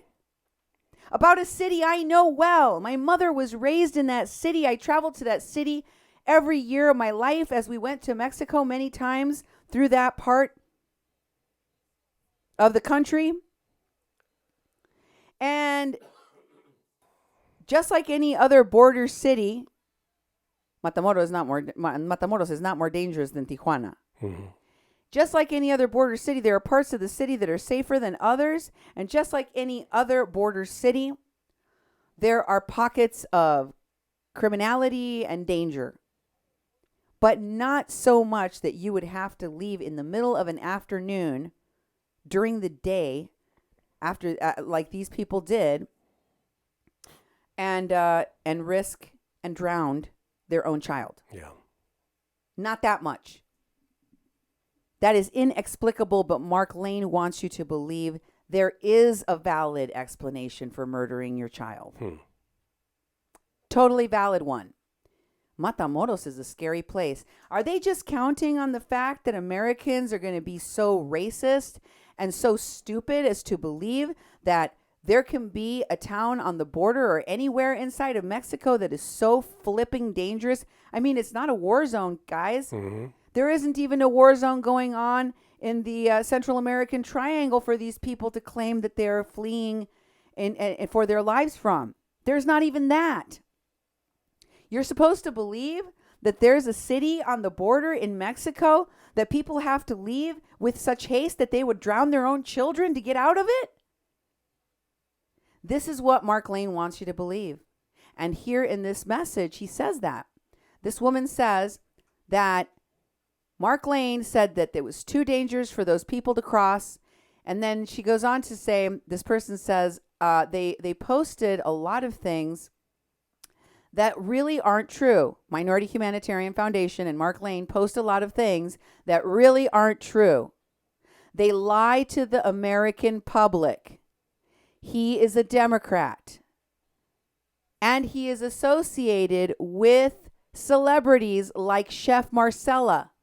It's all a great theatrical production. It's all a big show. It's all a big...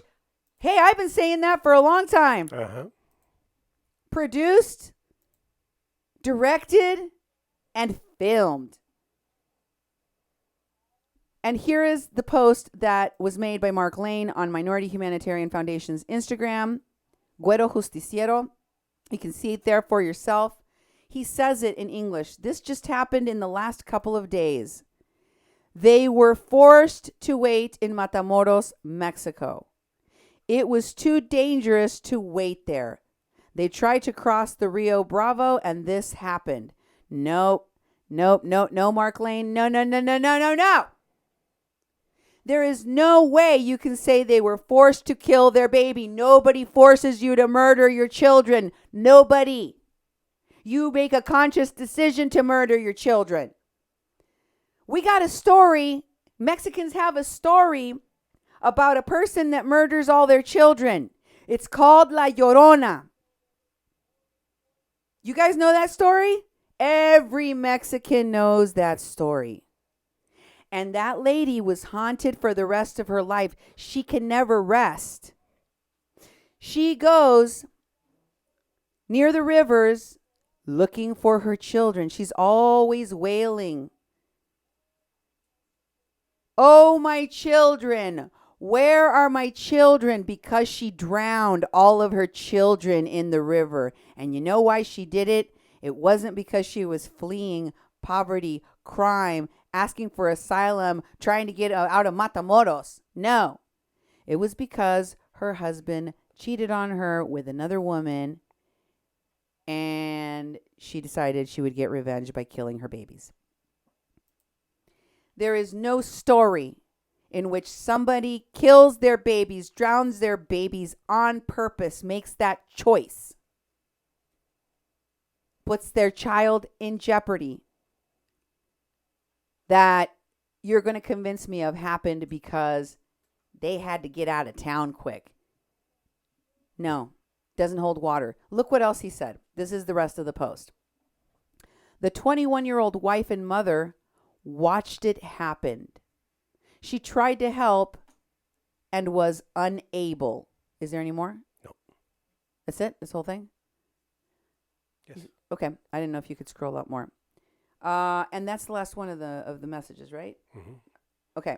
So this is the Minority Humanitarian Foundation Facebook page, just so that you can see the Facebook page that this person was referring to. And there's an article. You can go read it for yourself. It says that the woman watched from, somebody grabbed her out of the water. Somebody rescued her and saved her from drowning.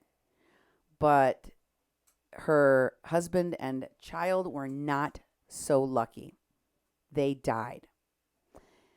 You can also see on the Minority Humanitarian Facebook page that the post that's at the top right now is a Time article about how the lawyers are saying migrant children are in traumatic and dangerous conditions at border detention sites. Remember, they create the chaos, then they are the saviors from the chaos they created.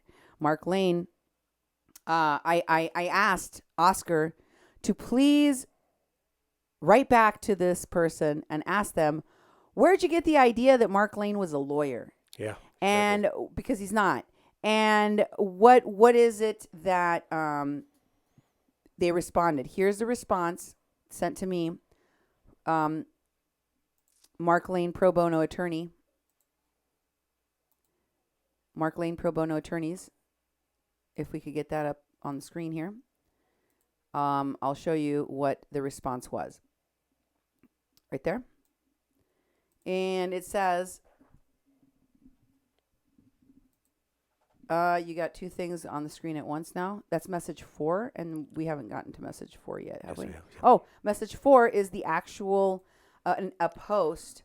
This is a post, excuse me. This is my Güero Oscar message 4.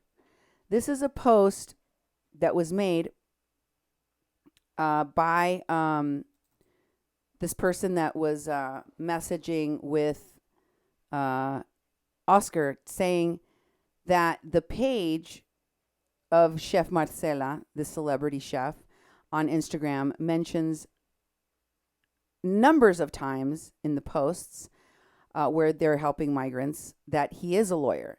And it says, that's how I found Mark Lane's page. That's why they call him the white justice guy. His name is Mark Lane. Justiciero means justicer, or to bring justice.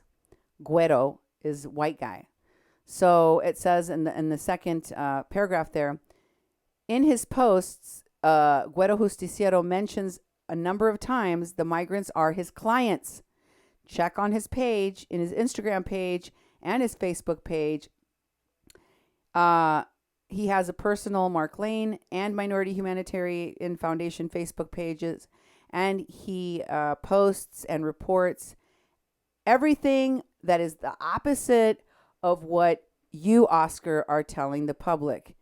He really goes overboard. Oh, yeah. I mean, it's meant to go overboard. If you don't go overboard, you don't cash in the big bucks. Don't you get how all of this works?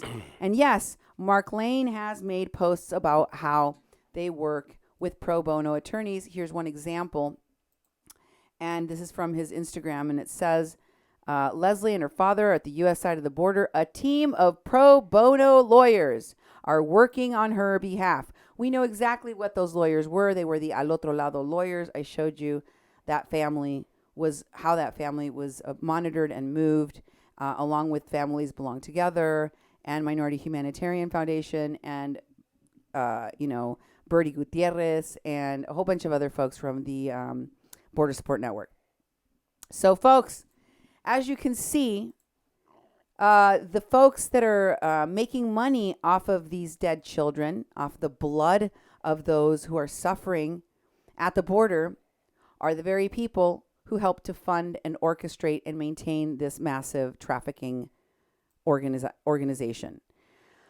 That is all I have for you today on A Mexican Crossing Lines. I will be bringing you more information about the activities of the Border Support Network and the activists, the pseudo-activists that fund and support it.